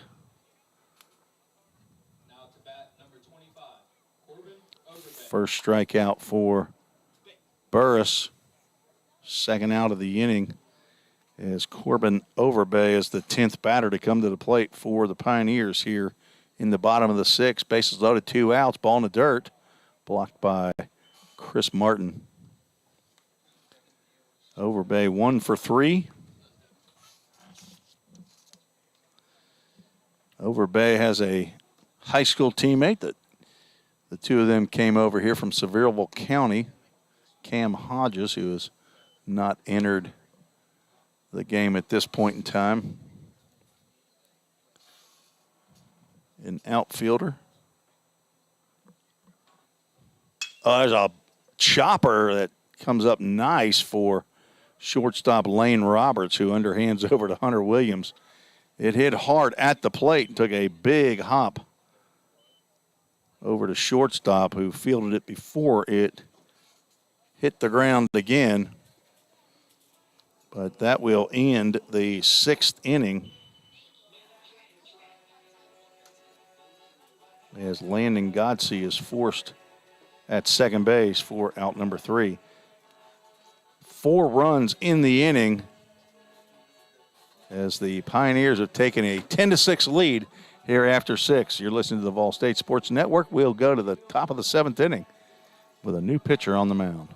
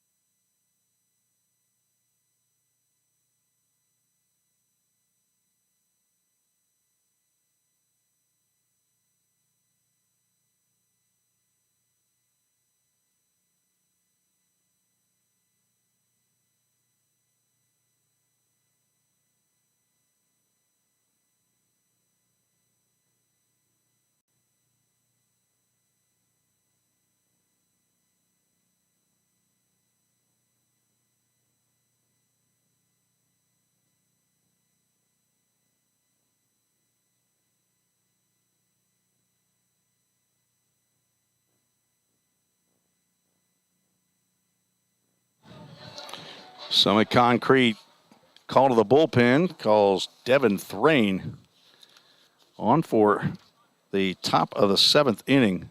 Devin, a true freshman, 6 foot, 180-pound left-handed pitcher from Thompson Station. Went to Summit High School. Lane Roberts, left-handed hitting, I believe the only left-handed hitter that Cumberland JV has. I think that's all he's faced is left-handed pitchers today. And he gets his 3rd left-hander in Devin Thrain here in the top of the 7th. Scheduled for 7. Thrain, a hard-throwing left-hander. Roberts pops on out to center field. Big J. Sharla will make the grab for out number 1.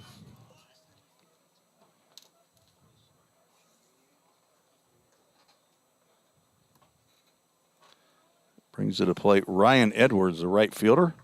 0 for 2 with a walk and a run scored. Thrain, the son of Patrick and Michelle Thrain, and the grandson to Nani and Grammy and Grandpa, who all live up in Massachusetts. And there's the first hat fall off for Devin Thrain. See if we can keep a count. Off-speed pitch swung on and missed. He pitched in an inter-squad game last weekend, I think, and that hat probably fell off 10 times. I asked him if it was about time for a haircut, and he said, yeah, it might be. And there's number 2. I said, either a haircut or some bobby pins. Hold that hat on. Dylan Bland, who's here in attendance, he had a hat situation just like that last year and ended up getting a haircut and fixed that. Swinging a foul ball off to the right side. Count goes to 2 balls, 2 strikes to Ryan Edwards, who struck out, walked and scored and grounded out.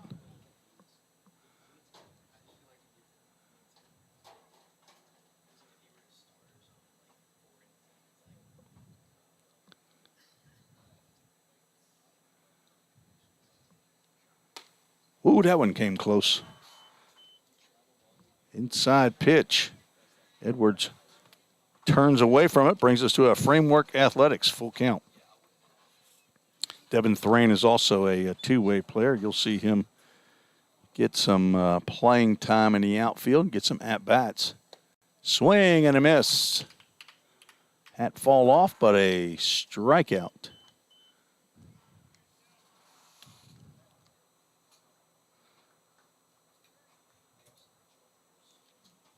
Stepping to the plate as the last hope for the Cumberland Phoenix here in Game 2 of the doubleheader. Chris Martin, who's 1 for 2, walked in the first, singled in the second, grounded out in the 5th inning.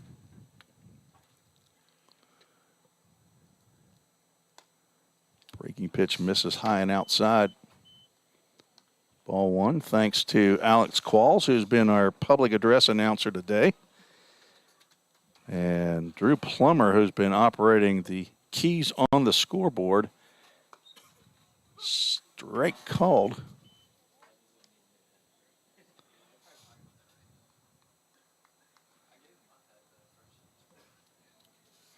And thank you to all the folks who have tuned in today. Hope you've enjoyed the broadcast. Check down there at first base. Jake Wolf says nope. He did not go. So we will effort to have broadcasts on away games as well. We'll only be restricted by internet issues. Count goes to 3 balls and 1 strike. So I'll be on the road to Murray State. Shouldn't have any issues there. Shouldn't have any issues at Lipscomb or Belmont.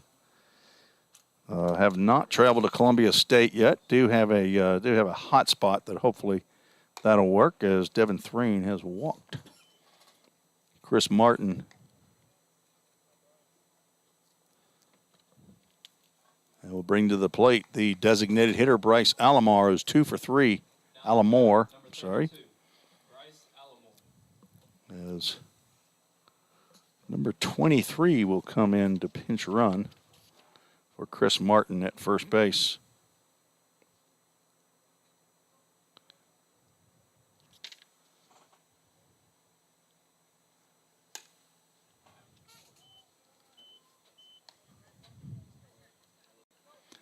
Trying to find out who number 23 is. Let's see if now it's Will Elkins. He played in game 1.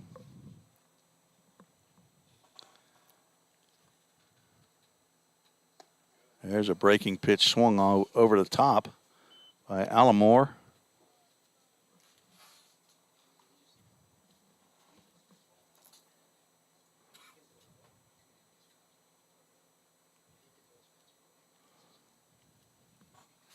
One pitch.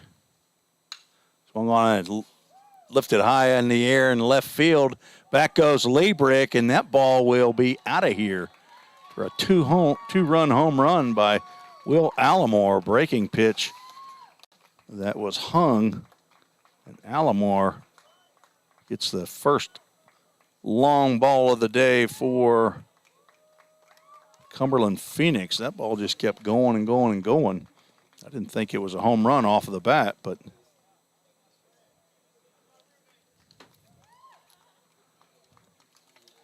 Rain was getting behind the batters, and when you do that, you got to come in to the strike zone a little bit better. But Luke Manning now with 2 outs and 2 runs in, steps to the plate.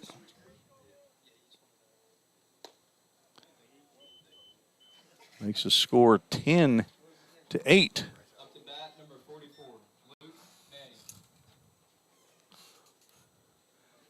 It's not as dark as it would appear here at the ball field. I'm going to have to figure out on my camera how to make a change to lighten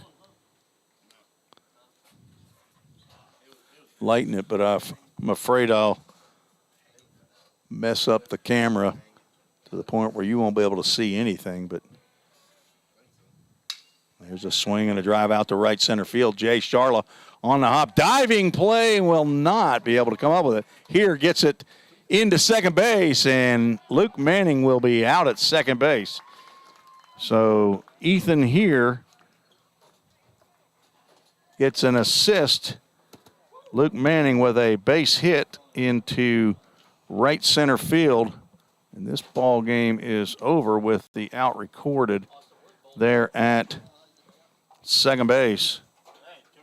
So a 9-6 out at second base finishes this contest. 2 runs on 2 hits here in the top of the 7th. No runners left on base, no errors. Final score will be Ball State 10 and Cumberland JV 8. Be a final, and I will set the final right there. Cumberland or Ball State. All right, Alex, we'll see you guys later. I'm telling you, these guys are gone as soon as they can.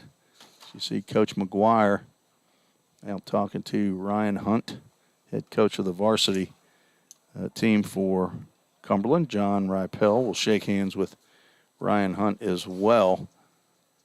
So 2, 3, 5, 9, 11 hits for Vol State.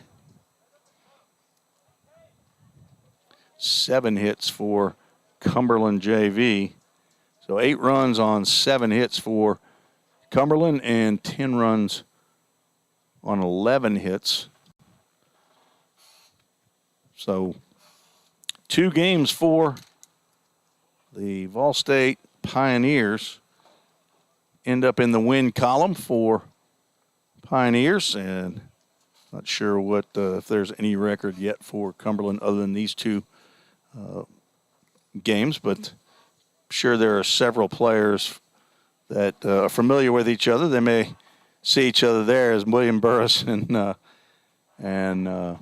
Chase Birdwell actually share a hug. They were the ones that Burris got the better of Chase Birdwell on a swinging strikeout there in the bottom of the 6th inning. But thank you for joining us on this inaugural fall game day.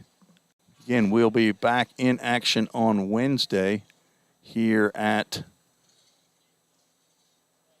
in Gallatin, 5 o'clock against the Knights 18U team. Starting at 5 o'clock, we'll try the broadcast. Probably start the stream at 4:45. Start the actual broadcast hopefully at 4:50. And I hope the Vol State fans will be back joining us again. Thank you for all the out-of-town folks. If you do come by to a game, please come in front of the press box, stand on the stands there, and give me a wave. You can see me pretty easily right through the 4 windows. And give me a wave. And between innings, if you want to holler at me, tell me who you are, introduce yourself, that'd be great. So thanks for those of you that joined me on the email. And we'll see if we can get something going on that just to get a little back and forth. Let me know who's watching and who you're rooting for. But for Athletic Director Bobby Hudson and Head Coach Jim McGuire, this is Tim Reese saying so long as the Pioneers take 2 from the Cumberland JV, 15-2 in Game 1 and 10-8. You've been listening to the Vol State Sports Network on YouTube and Twitter. Good night. We'll talk to you again on Wednesday night, September 14th. God bless everybody.